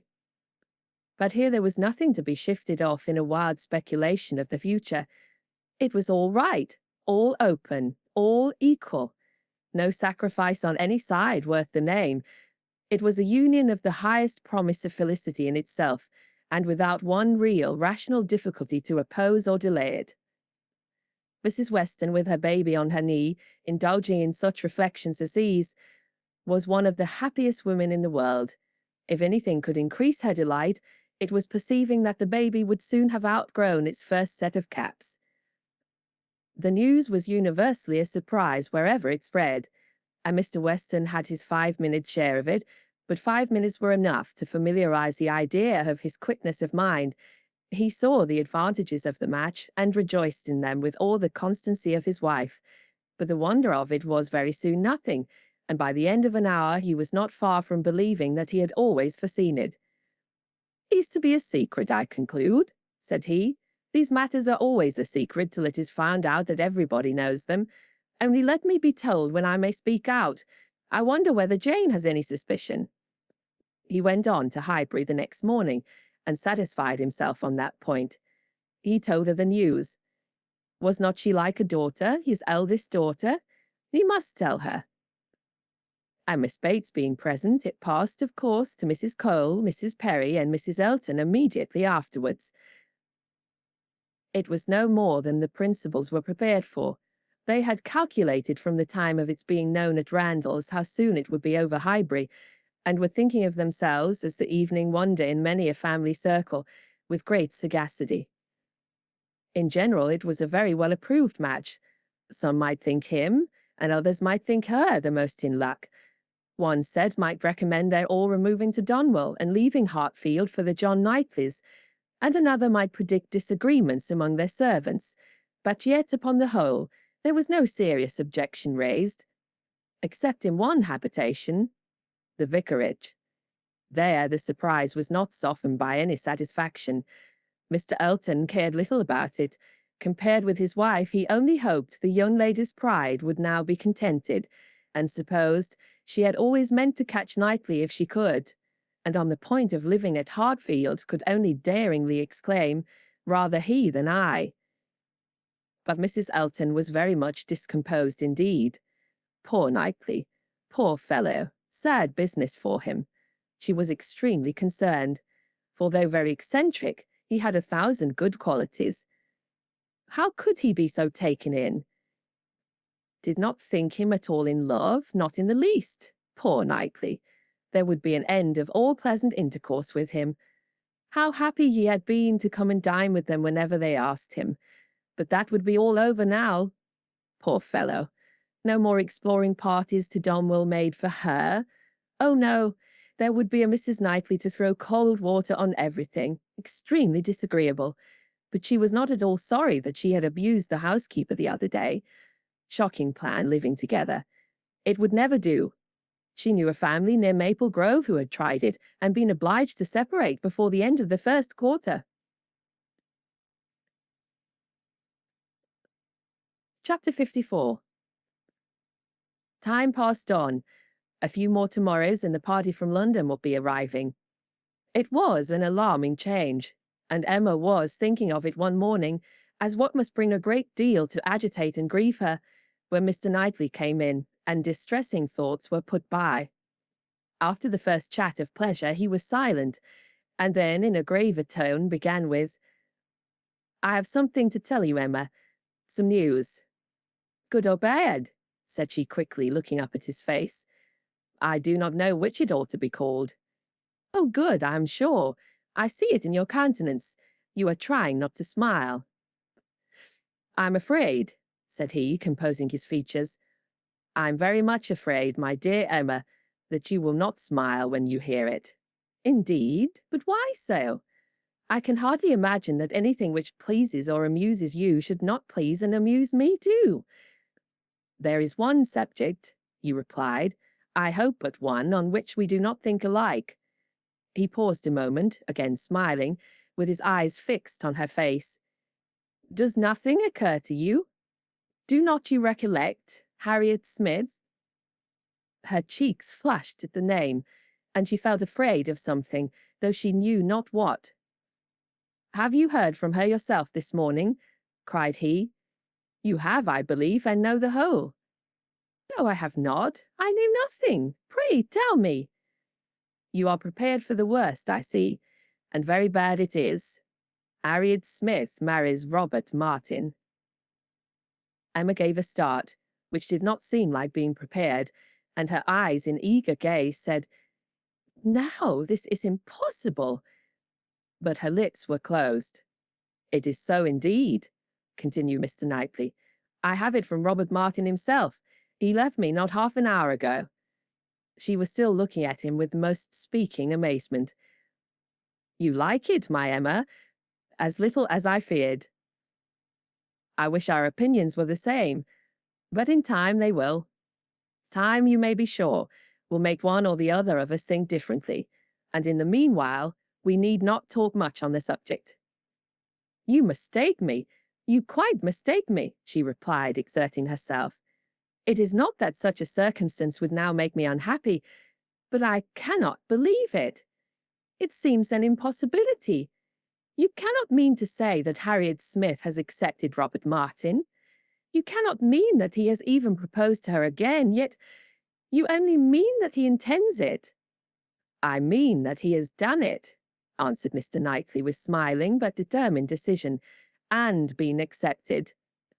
Good God, she cried. Where?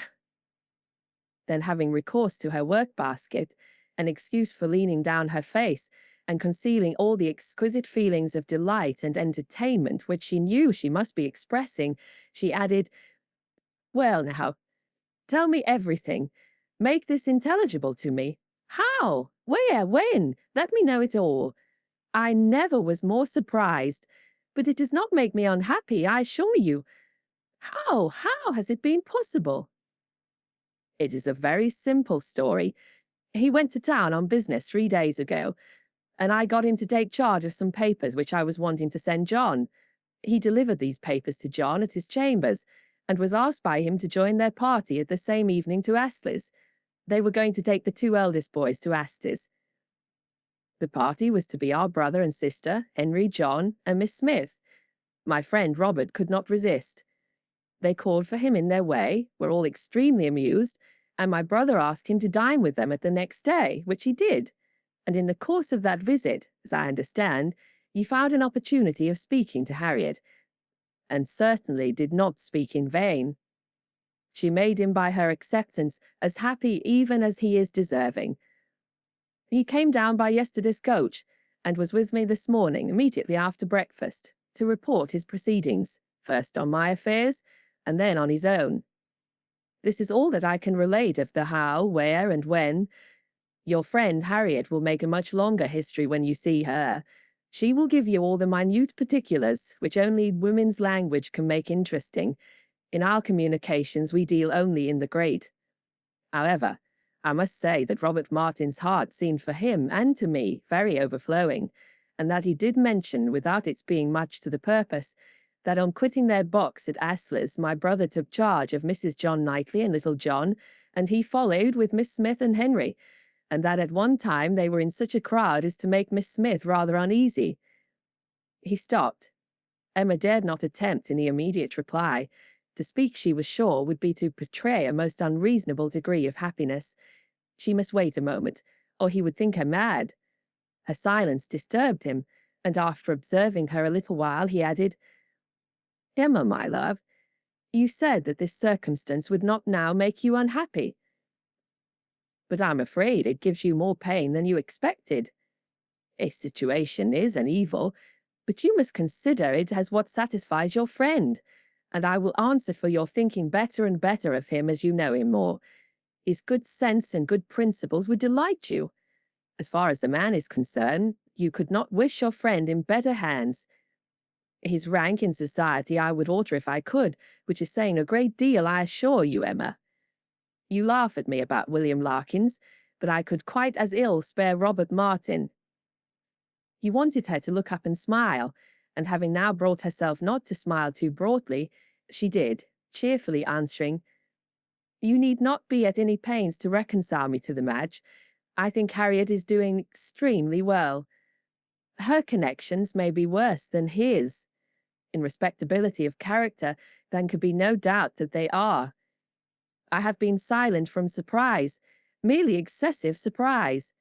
You cannot imagine how suddenly it has come on me, how peculiarly unprepared I was, for I had reason to believe her very lately more determined against him, much more than she was before.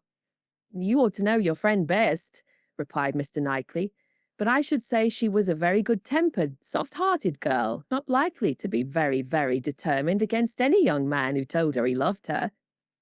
Emma could not help laughing as she answered, Upon my word, I believe you know her quite as well as I do. But Mr. Knightley, are you perfectly sure that she has absolutely and downright accepted him? I could suppose she might in time, but can't she already? Did not you misunderstand him? You were both talking of other things, of business, shows, of cattle, or new drills, and might not you, in the confusion of so many subjects, mistake him? It was not Harriet's hand that he was certain of. It was the dimensions of some famous ox. The contrast between the countenance and air of Mr. Knightley and Robert Martin was, at this moment, so strong to Emma's feelings, and so strong was the recollection of all that had so recently passed on Harriet's side, so fresh the sound of those words spoken with such emphasis. No, I hope I know better than to think of Robert Martin, that she was really expecting the intelligence to prove, in some measure, premature. It could not be otherwise. "Do you dare say this?" cried Mr. Knightley. "Do you dare to suppose me a great blockhead as to not know what a man is talking of? What do you deserve?" "Oh, I always deserve the best treatment, because I never put up with any other, and therefore you must give me a plain, direct answer. Are you quite sure that you understand the terms on which Mr. Martin and Harriet now are?"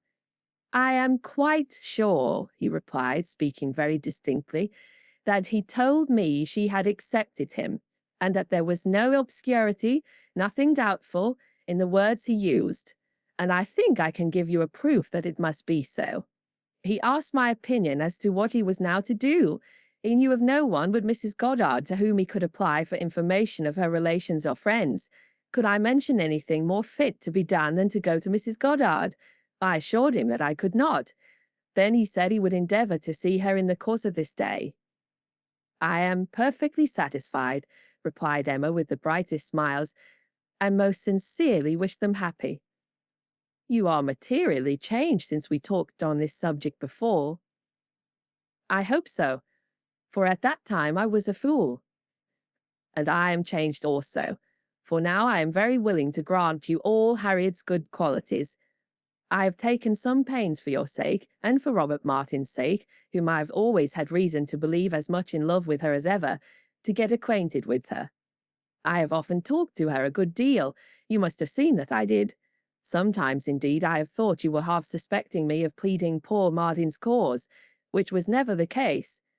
But from all my observations, I am convinced of her being an artless, amiable girl, with very good notions, very seriously good principles, and placing her happiness in the affections and utility of domestic life. Much of this I have no doubt she may thank you for." "Me?" cried Emma, shaking her head. "Ah, poor Harriet." She checked herself, however, and submitted quietly to a little more praise than she deserved. Their conversation was soon afterwards closed by the entrance of her father. She was not sorry. She wanted to be alone. Her mind was in a state of flutter and wonder, which made it impossible for her to be collected. She was in dancing, singing, exclaiming spirits.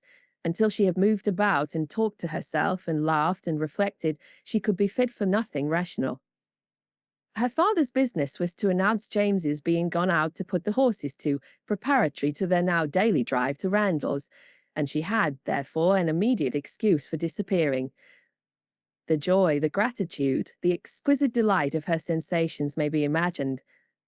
The sole grievance and alloy thus removed in the prospect of Harriet's welfare, she was really in danger of becoming too happy for security.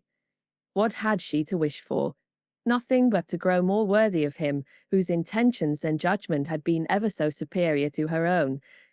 Nothing but that the lessons of her past folly might teach her humility and circumspection in the future. Serious she was, very serious, in her thankfulness and in her resolutions, and yet there was no preventing a laugh, sometimes in the very midst of them.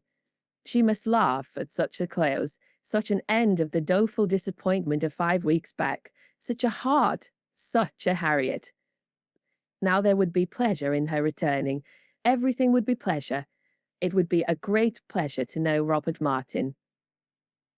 High in the rank of her most serious and heartfelt felicities was the reflection that all necessity of concealment from Mr. Knightley would soon be over. The disguise, equivocation, mystery, so hateful to her to practice, might soon be over, She could now look forward to giving him that full and perfect confidence which her disposition was most ready to welcome as a duty. In the gayest and happiest spirits she set forward with her father, not always listening but always agreeing to what he said, and whether in speech or silence, conniving at the comfortable persuasion of his being obliged to go to Randalls every day, or poor Mrs. Weston would be disappointed. They arrived. Mrs. Weston was alone in the drawing-room, but hardly had they been told of the baby, and Mr. Woodhouse received the thanks for coming which he asked for, when a glimpse was caught through the blind of two figures passing near the window. "It is Frank and Miss Fairfax," said Mrs. Weston.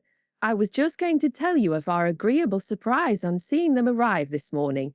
He stays till tomorrow, and Miss Fairfax has been persuaded to spend the day with us. They are coming in, I hope." In half a minute they were in the room. Emma was extremely glad to see them, but there was a degree of confusion, a number of embarrassing recollections on each side. They met readily and smiling, but with a consciousness which at first allowed little to be said, and having all sat down again, there was some time such a blank in the circle that Emma began to doubt whether the wish now indulged, which she had long felt, of seeing Frank Churchill once more, and of seeing him with Jane, would yield its proportion of pleasure. When Mr. Weston joined the party, however, and when the baby was fetched, there was no longer a want of subject or animation, and of courage and opportunity for Frank Churchill to draw near her and say, "I have to thank you, Miss Woodhouse, for a very kind, forgiving message in one of Mrs. Weston's letters. I hope time has not made you less willing to pardon. I hope you do not retract what you then said." "No, indeed," cried Emma, most happy to begin. "Not in the least. I am particularly glad to see and shake hands with you, and to give you joy in person." He thanked her with all his heart, and continued some time to speak with serious feeling of his gratitude and happiness. "Is not she looking well?" said he, turning his eyes towards Jane. "Better than she ever used to do. You see how my father and Mrs. Weston dote upon her." But his spirits were soon rising again, and with laughing eyes, after mentioning the expected return of the Campbells, he named the name of Dixon. Emma blushed, and forbade its being pronounced in her hearing. "I can never think of it," she cried, "without extreme shame." "The shame," he answered, "is all mine, or ought to be. But is it possible that you had no suspicion? I mean of late, early I know you had none." "I never had the smallest, I assure you." "That appears quite wonderful. I was once very near, and I wish I had. It would have been better. But though I was always doing wrong things, they were never very bad wrong things, and such as did me no service. It would have been a much better transgression had I broken the bond of secrecy and told you everything." "It is not now worth regret," said Emma. "I have some hope," resumed he, "of my uncle's being persuaded to pay a visit at Randalls. He wants to be introduced to her. When the Campbells are returned, we shall meet them in London and continue there, I trust, till we may carry her northward. But now I am at such a distance from her. Is not it hard, Miss Woodhouse? Till this morning we have not once met since the day of reconciliation. Do not you pity me?" Emma spoke her pity so very kindly that with a sudden accession of gay thought he cried, "Ah, by the by." Then sinking his voice and looking demure for a moment, "I hope Mr. Knightley is well." He paused. She coloured and laughed. "I know you saw my letter, and think you may remember my wish in your favour. Let me return your congratulations. I assure you that I have heard the news with the warmest interest and satisfaction. He is a man whom I cannot presume to praise." Emma was delighted, and only wanted him to go in the same style, but his mind was in the next moment in his own concerns, and his own with Jane, and his next words were, "Did you ever see such a skin, such smoothness, such delicacy, and yet without being actually fair? One cannot call her fair. It is a most uncommon complexion, with her dark eyelashes and hair, a most distinguishing complexion, so peculiarly the lady in it, just colour enough for beauty." "I have always admired her complexion," replied Emma archly. But do not I remember the time when you found fault with her for being so pale? When we first began to talk of her? Have you quite forgotten? Oh no, what an impudent dog I was. How could I dare? But he laughed so heartily at the recollection that Emma could not help saying, I do suspect that in the midst of your perplexities at that time, you had very great amusement in tricking us all. I'm sure you had. I'm sure it was a consolation to you. Oh, no, no, no, no. How could you suspect me of such a thing? I was the most miserable wretch, not quite so miserable as to be insensible to mirth. I'm sure it was a source of high entertainment to you, to feel that you were taking us all in. Perhaps I am the readier to suspect, because, to tell you the truth, I think it might have been some amusement to myself in the same situation. I think there is a little likeness between us. He bowed. If not in our dispositions, she presently added with a look of true sensibility, there is a likeness in our destiny, the destiny which bids fair to connect us with two characters so much superior to our own. True, true, he answered warmly. No, not true on your side. You can have no superior, but true on mine. She is a complete angel. Look at her. Is not she an angel in every gesture? Observe the turn of her throat. Observe her eyes as she is looking up at my father. You will be glad to hear, inclining his head and whispering seriously, that my uncle means to give her all my aunt's jewels. They are all to be new set. I am resolved to have some in an ornament for the head. Will not it be beautiful in her dark hair? Very beautiful indeed, replied Emma, and she spoke so kindly that he gratefully burst out, How delighted I am to see you again, and to see you in such excellent looks. I would not have missed this meeting for the world. I should certainly have called at Hartfield had you failed to come. The others had been talking of the child, Mrs. Weston giving an account of the little alarm she had been under in the evening before, from the infant's appearing not quite well. She believed she had been foolish, but it had alarmed her, and she had been within half a minute of sending for Mr. Perry. Perhaps she ought to be ashamed, but Mr. Weston had been almost as uneasy as herself. In 10 minutes, however, the child had been perfectly well again. This was her history, and particularly interesting it was to Mr. Woodhouse, who commended her very much for thinking of sending for Perry, and only regretted that she had not done it. She should always send for Perry if the child appeared in the slightest degree disordered, were it only for a moment. She could not be too soon alarmed, nor send for Perry too often. It was a pity, perhaps, that he had not come last night, for though the child seemed well now, very well considering, it would probably have been better if Perry had seen it. Frank Churchill caught the name. Perry, said he to Emma, and trying as he spoke to catch Miss Fairfax's eye. My friend Perry, what are they saying about Mr. Perry? Has he been here this morning? And how does he travel now? Has he set up his carriage? Emma soon recollected and understood him, and while she joined in the laugh, it was evident from Jane's countenance that she too was really hearing him, though trying to seem deaf. Such an extraordinary dream of mine, he cried. I can never think of it without laughing. She hears us, Miss Woodhouse. I see it in her cheek, her smile, her vain attempt to frown. Look at her. Do not you see that, at this instant, the very passage of her own letter, which sent me in this report, is passing under her eye, that the whole blunder is spread before her, that she can attend to nothing else than pretending to listen to the others.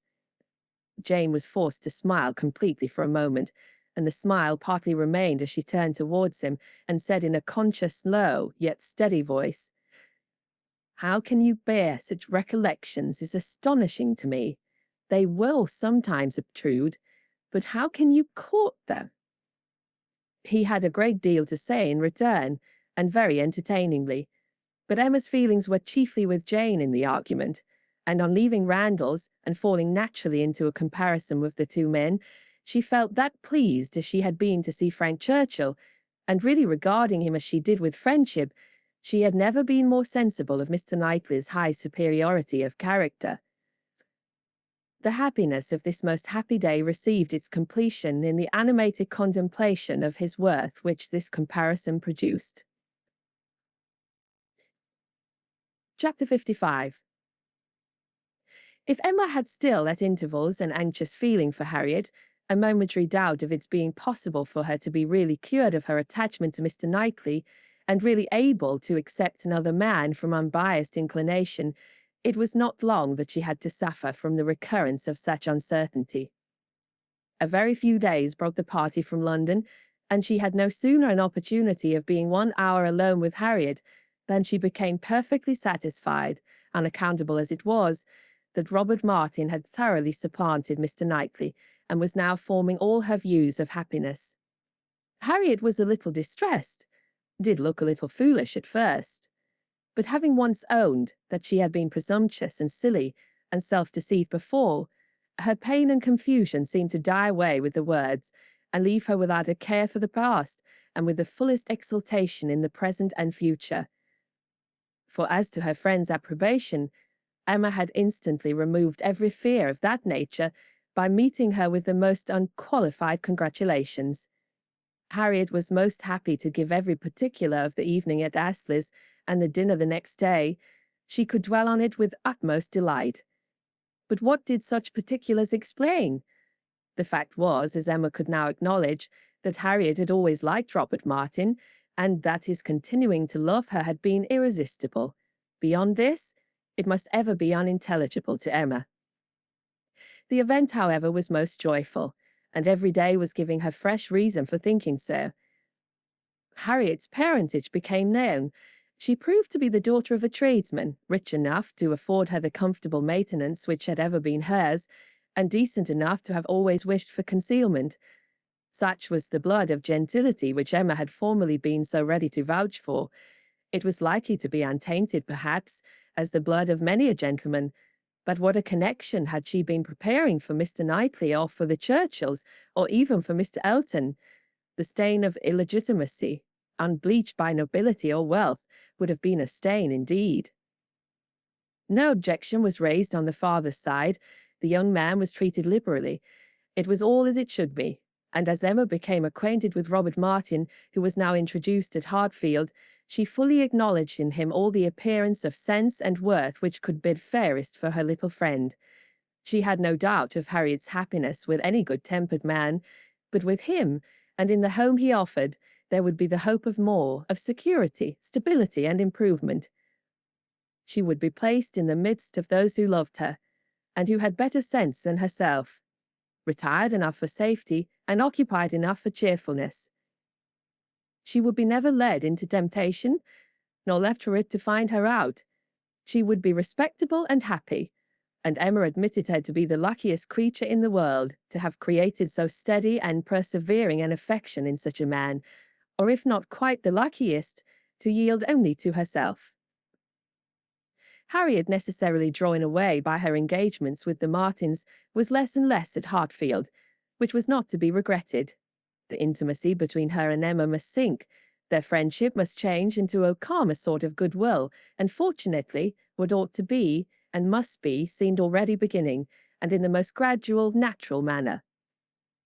Before the end of September, Emma attended Harriet to church, and saw her hand bestowed on Robert Martin with so complete a satisfaction as no remembrances, even connected with Mr. Elton as he stood before them, could impair. Perhaps, indeed, at that time, she scarcely saw Mr. Elton, but as a clergyman whose blessing at the altar might next fall on herself. Robert Martin and Harriet Smith, the latest couple engaged of the three, were the first to be married. Jane Fairfax had already quitted Highbury, and was restored to the comforts of her beloved home with the Campbells. The Mr. Churchills were also in town, and they were only waiting for November. The intermediate month was the one fixed on, as far as they dared, by Emma and Mr. Knightley. They had determined that their marriage ought to be concluded, while John and Isabella were still at Hartfield, to allow them the fortnight's absence in the tour to the seaside, which was the plan. John and Isabella and every other friend were agreed in approving it, but Mr. Woodhouse, how was Mr. Woodhouse to be induced to consent? He who had never yet alluded to their marriage but as a distant event. When first sounded on the subject, he was so miserable that they were almost hopeless. A second illusion, indeed, gave less pain. He began to think it was to be, and that he could not prevent it. A very promising step of the mind on its way to resignation. Still, however, he was not happy. Nay, he appeared so much otherwise that his daughter's courage failed. She could not bear to see him suffering, to know him fancying himself neglected. And though her understanding almost acquiesced in the assurance of both the Mr. Knightleys that when once the events were over his distress would soon be over too, she hesitated. She could not proceed. In this state of suspense they were befriended, not by any sudden illumination of Mr. Woodhouse's mind, or any wonderful change in his nervous system, but by the operation of the same system in another way. Mrs. Weston's poultry house was robbed one night of all her turkeys, evidently by the ingenuity of man. Other poultry yards in the neighbourhood also suffered. The pilfering was housebreaking to Mr. Woodhouse's fears. He was very uneasy, and but for the sense of his son-in-law's protection, would have been under wretched alarm every night of his life. The strength, resolution, and presence of mind of Mr. Knightley's commanded his fullest dependence. While either of them protected him and his, Hartfield was safe. But Mr. John Knightley must be in London again by the end of the first week in November. The result of this distress was that, with a much more voluntary, cheerful consent than his daughter had ever presumed to hope for at the moment, she was able to fix her wedding day, and Mr. Elton was called on within a month from the marriage of Mr. and Mrs. Robert Martin to join the hands of Mr. Knightley and Miss Woodhouse. The wedding was very much like other weddings, where the parties have no taste for finery or parade, and Mrs. Elton, from the particulars detailed by her husband, thought it all extremely shabby and very inferior to her own. Very little white satin, very few lace veils, a most pitiful business. Selina would stare when she heard of it. But in spite of these deficiencies, the wishes, the hopes, the confidence, the predictions of the small band of true friends who witnessed the ceremony were fully answered in the perfect happiness of the union.